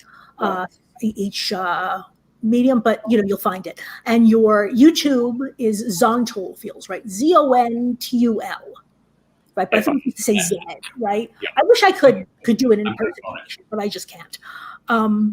So Jordan, what about you? How can people find you? So if you want to follow me on Twitter, I'm at Jordan Kalish. I do talk a lot about Survivor. Lately, I've been talking more about the Yankees. My Instagram is, if you want to see my cooking and my dog, mainly, not the same thing. I don't cook my dog. My dog is separate from the cooking pictures. It is also at Jordan Kalish. Great. Okay. And so now coming up, so mine is, my Twitter, as you can see, is Karen Talks a Lot, right under my name. Please follow me on Twitter. The number of Twitter followers I have is embarrassing because I have only gotten onto Twitter and Instagram recently. If you really want to follow me, I know this makes me very basic and very old, but if you really want to follow me and find out what I think about things, your best bet is to follow me on Facebook, also at Karen Bell, Bell, like ding-a-ling-a-ling, Eisenberg. The way that you set that up, I thought you were going to say like MySpace or something. No, it's not that bad, but no self-respecting person under the age of 40 would ever admit to having a Facebook profile. I have Facebook. I have Facebook. Yeah. I have two. What were you going to say, Tim? I have two Facebooks. Oh, you do? You have a personal and then a fan page? No, I somehow have two personal pages. I don't know how that happened. But yeah, I do. All right. Well, I got overwhelmed when I came out of the circle. So many people who I didn't know sort of suddenly became friends, and I was saying yes. Mm-hmm. And I realized I got swamped. Right. So let me just do my bookkeeping here. I have to do this, or I don't get paid. Joking, nobody getting paid here. So coming up on Survivor NSFW, first of all, check out our new website at survivornsfw.com. If you haven't checked that out yet, it really is. It's amazing. And I am on the logo, which makes me very happy. Tomorrow at 9 p.m. Eastern, Johnny will be talking to Danger Dave Ball from Survivor Samoa. And next week, he has Sherry Beefman of Caramoan.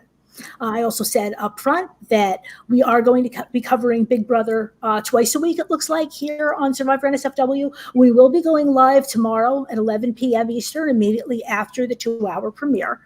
And then the exact schedule release is still being worked out, but you can certainly find us tomorrow at 11 p.m. And, follow me on Twitter. You will find all that information there. Also, in terms of for next week, Tim, I know is going to ask me who's our guest.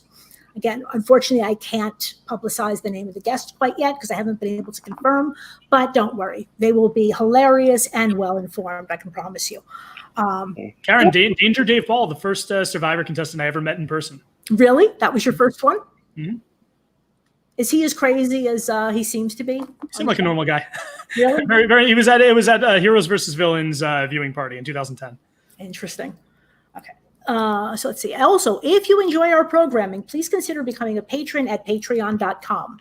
Patrons get early ad-free access to all shows, access to additional episodes, Castaway watch-alongs, other special programming. We have a Facebook group. Next week, I will be joined by somebody. I think that's all we have for today. So next week, same time, same place.